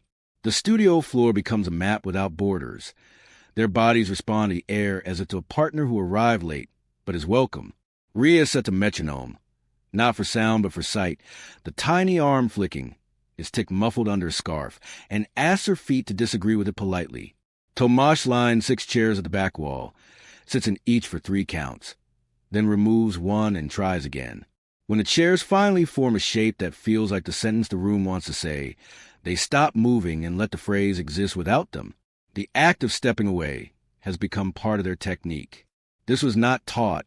It has been learned. They perform a late-night set in an empty swimming pool whose white tiles reflect light, as if light were a nervous friend eager to please. People sit along the edge and hold their legs like their own children. The trio plays lower than usual. The piano on the floor surprises everyone by behaving as if it were a drum. A stray dog wanders in with the righteous demeanor of strays, lies down in the doorway, and sighs like applause. At the hinge, a leak somewhere in the pipes sends a thready note across the tile belly of the pool. Ria hears it, breaks her stillness by the width of a human hair, and the room swells. After, a woman wiping her eyes says, "I didn't cry for a sad reason. I cried because someone else remembered what my lung forgot." Anna sleeps poorly and, well, the way people do when the day's work moved more air than expected. She dreams she is sitting on a staircase made of air, her feet finding steps wherever she chooses to place them. Each step makes a note, and the notes remember each other. When she wakes, the photocopied in-and-clang page has slid to the floor. She picks it up, presses the crease flat with 2 fingers, and writes stairs of air at the top of a blank staff. The first bar holds only a rest with a long fermata. The second bar is the same. She laughs and writes a melody in bar 3 that will sound on the page like nothing special and will, in the room, bloom like a rumor everyone agrees to believe because it leaves them kinned. The week that became a month without press release grows into a pattern. Not a festival, not a series, not even an institution. Merely a habit of people who tell other people where to stand and breathe and what to try not to do. Jacob resists the urge to formalize. He welcomes a school group, then a choir that insists on unlearning its habits, then a cohort of surgeons who surprise him by being the best listeners he's ever met. One afternoon, a boy arrives with his mother. The boy's ears hold small devices that look like jewelry, but aren't. He has the posture of someone who has learned the world will be a clamor, unless you meet it with decision. He stands near the breathing box and frowns. Not disappointment. Focus. He places his palms on a window frame and shivers a little when the box sighs. It's like the sea in a little cup, he says. His mother presses a hand to her mouth.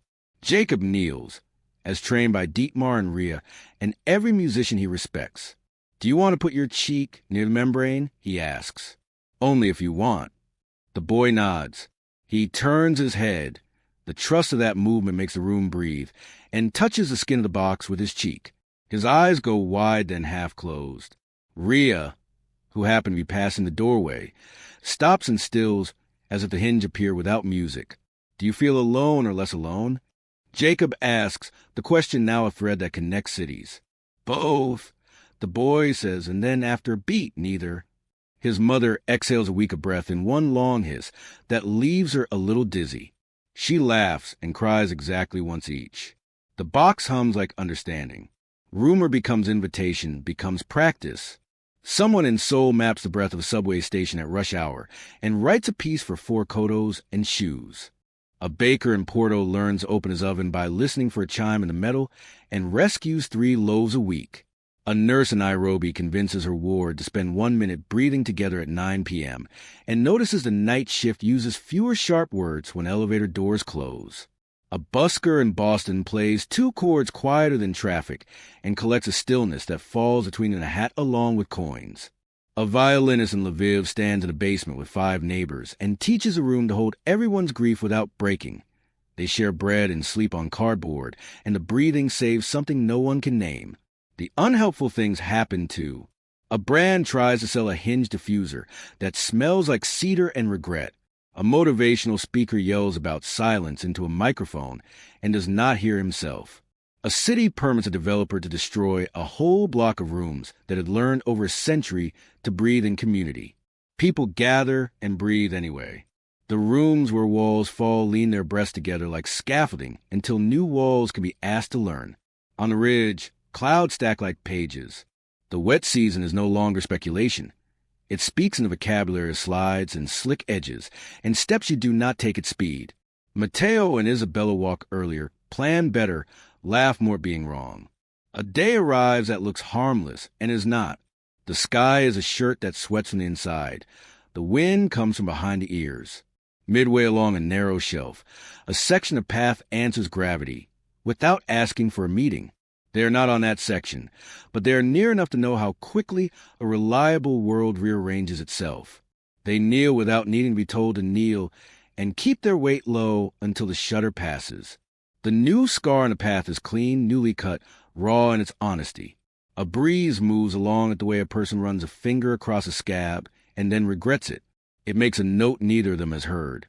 A high, thin edge that belongs to the brightness of new stone. They do not rejoice at the sound. They acknowledge it.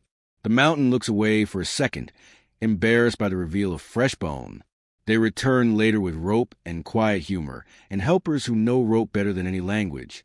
The path accepts its new line. The sound shifts as soil returns and the scar becomes less raw. They mark the change on the map with a wavy line, where a straight one used to be. Mateo writes the date in the margin and a single word, Aprendio. It learned. At the niche, regressa. There is a new flavor to the pressure. Grief makes a tone. Relief makes another. Their bodies catalog both without hierarchy. Isabella places her palm on the stone and whispers, Gracias. Not for the slip, not for the risk, but for being allowed to be there when the place needed friends. They set the breathing boxes near the new edge and wait. The talker box declaims first, chattering in syllables. The breather box follows with something lower, like translation into a kinder tongue. A kid with a red cap hears it and says to his mother, The mountain is speaking 2 languages. The mother nods, too tired to be astonished. Perfectly right. In the warehouse in Bonn, the second night draws a larger crowd and exactly the right dog. The room behaves differently because rooms do when asked twice to be kind. Anna has rewritten a bar no one will notice, and everyone will feel. AJ and Lars trade a glance that is no longer banter, but packed. Rhea has found a way to aim her stillness at a person, without making them a target. Tomash has learned to be surprising without fear.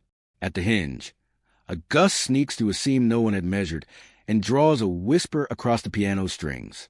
The sound is almost not sound, the way memory is almost not picture. 3 people laughed a laugh that means I cannot believe my luck at being here for this tiny event. 2 people cry the quiet cry you can keep even in public. 1 person texts someone they have not texted in a year.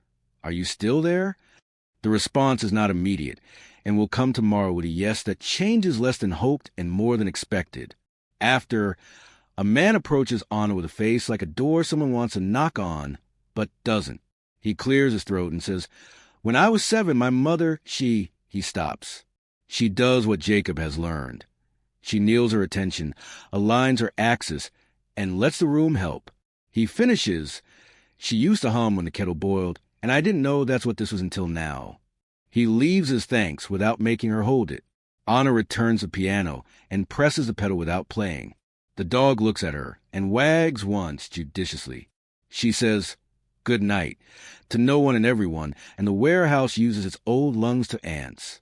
The museum receives a crate addressed to Jacob with stamps too beautiful to be real, the kind of stamps that make you forgive bureaucracy for a minute.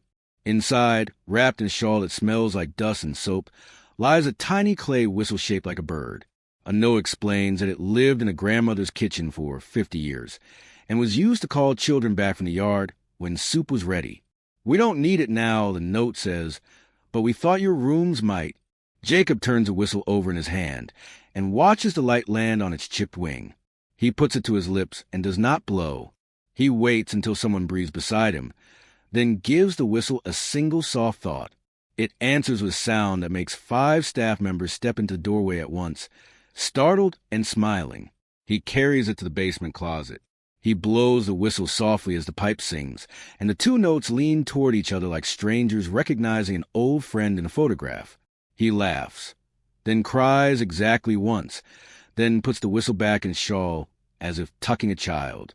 Dietmar says, "We're idiots if we don't put that on a plate and invite the public." Jacob says, "We will, but not as a trick."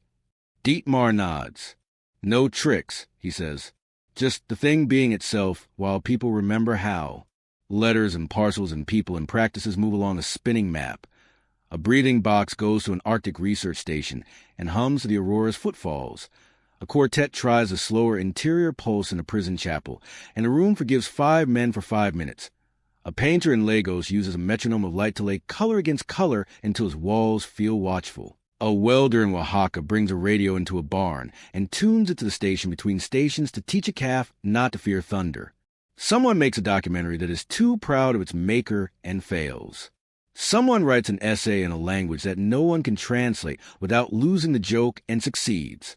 Someone prints a pamphlet that looks like a prayer book and is actually instructions for making tea while listening to your cupboards. A teenager builds an app that reminds people to forget their phones for a minute a day. It becomes wildly popular for exactly 7 days and then transforms into something quieter. A few thousand people keep it and keep the minute.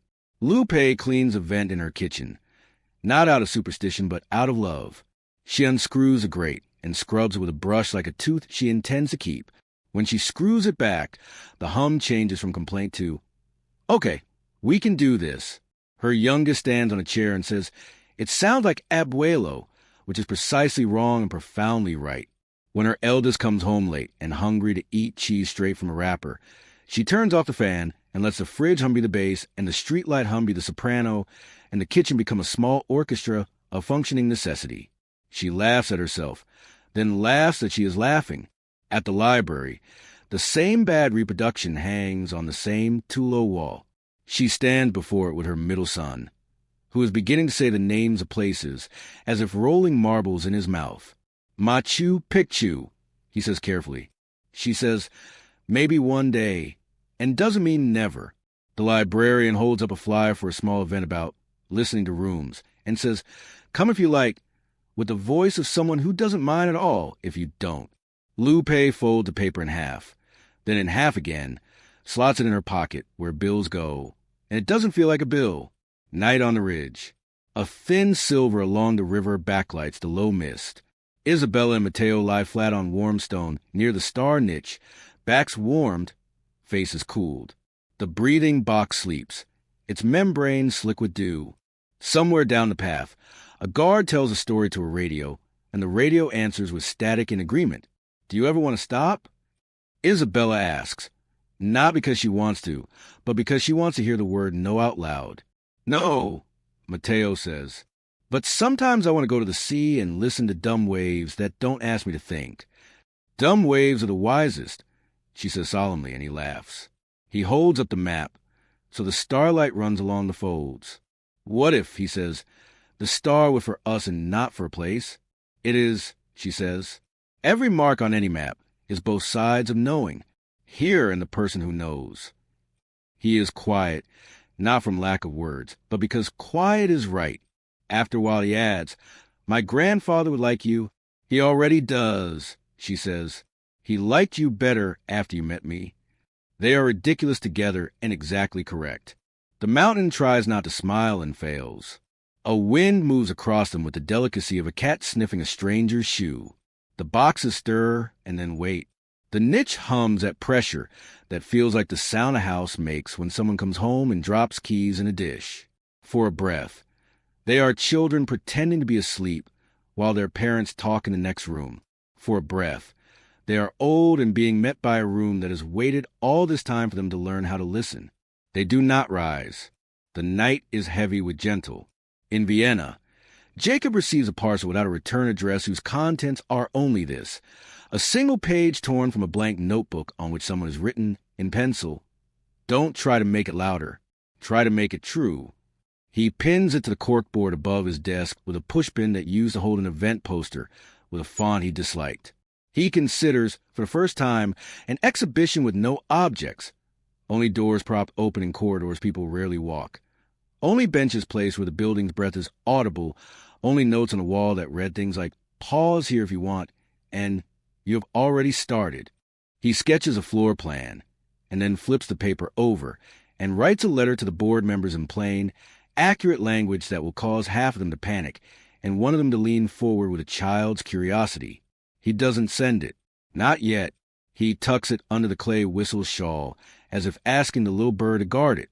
He goes downstairs to the closet and aligns his axes and thinks of Dietmar and of the boy who felt both and neither, and of a woman in a photograph in a kitchen with a vent, and of a desert artist whose boxes humbled him, and of a luthier's careful thumb, and of a dancer's stillness, and of a composer's bar that refuses haste, and of a ridge where two friends listen more than they find.